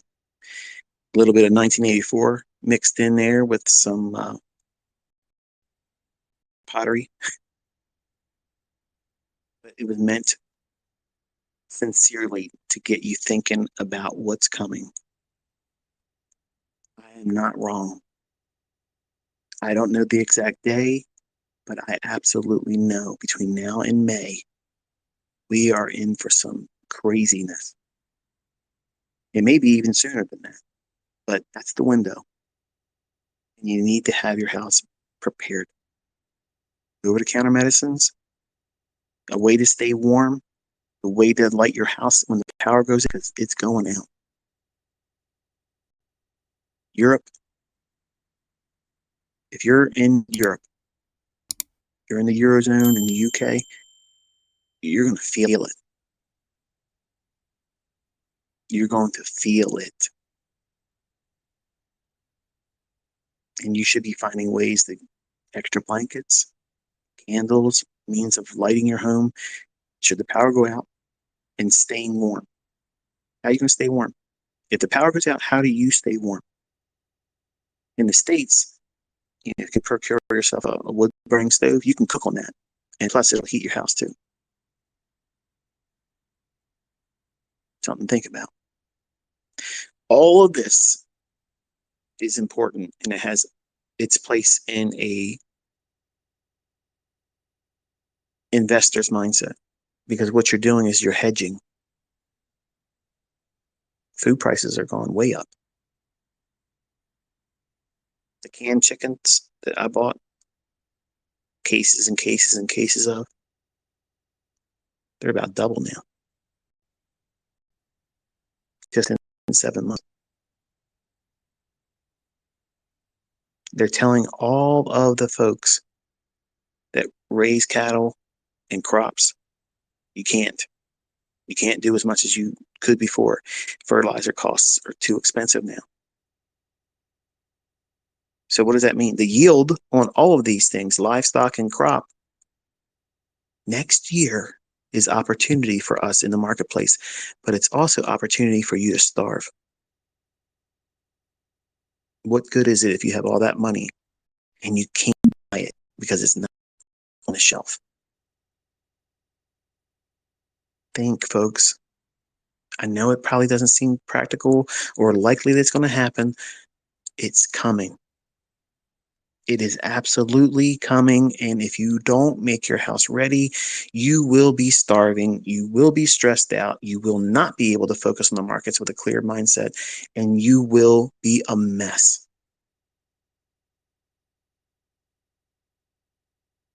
So, yes, I'm hoping that you'll listen to me and make your house ready because it'll help you stay focused as a trader. I don't care about the trading part. I don't want to see you starving. I don't want to see you going through hardships because that's what everybody else is going to feel. Even some of my friends. And they're going to come to me and say, Michael, you have a lot of money. Can you help us? I can't if it's not in the store. I can't put gas in your vehicle to help you get to where you got to get to if the pumps don't have it. How much do you have to see to not understand that all of this is engineered? Every aspect of it's meant for a complete and utter collapse. They don't want us being able to move around, operating businesses, and also getting food and goods delivered. Why would they want to do that? They'd be losing so much money. They already own all the money, folks. Anybody that says that, that's a myopic perspective. These people print money at the thinner. They don't need you to spend the thing they create. There's too many of us. This is the culling, the thinning of the herd. There's too many of us, and some of us just don't want to comply, no matter what. And they want to kind of like phase that part of us out or starve it out or inject it out or maybe microwave it out. I don't know how much SPF you need for a bomb, but I'm not living my life worrying about a bomb. I'm expecting it. If it lands in Harford County, whatever. You're about to see that somewhere because it has to be scarier than COVID. And it has to be scarier than a terrorist hitting the plane into a building. It has to be scarier than some unseen anthrax stuff, some biological thing. Nobody's worrying about that anymore. So what's the terrible, fearful thing that could be created? Nuclear fallout. You can't smell it. Can't see it. Shelter in place.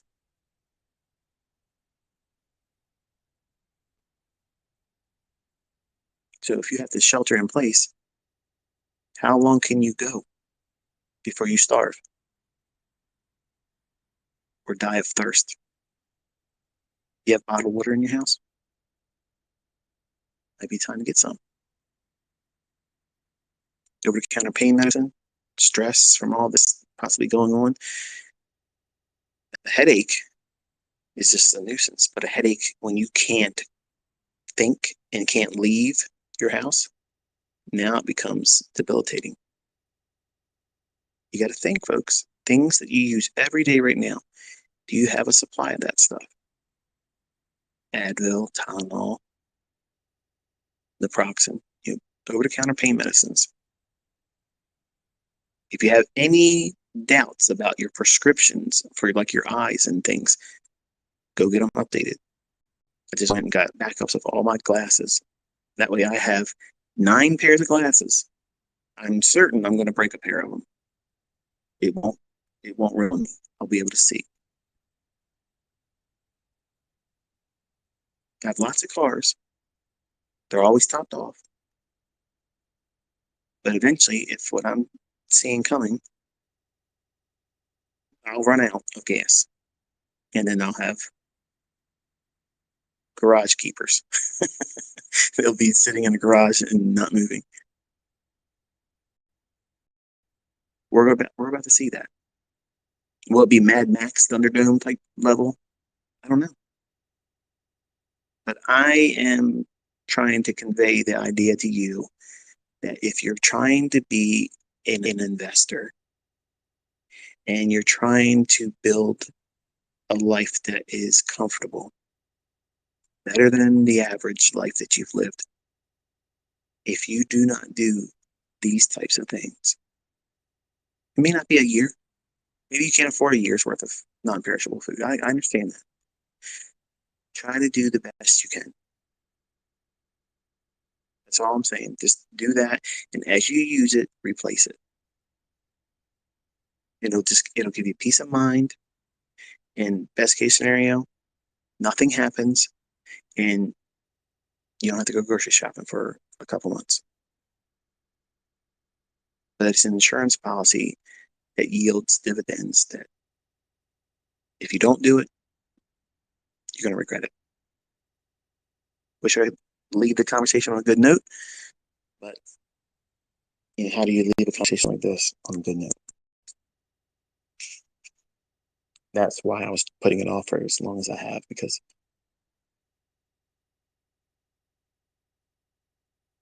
I know what I wanted to say and I know what I wanted to cover.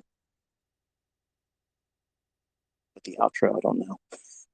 I don't know a effective and socially acceptable closure to it. So I'll just say, I hope you found it insightful. It wasn't meant to scare you. And until next time, be safe.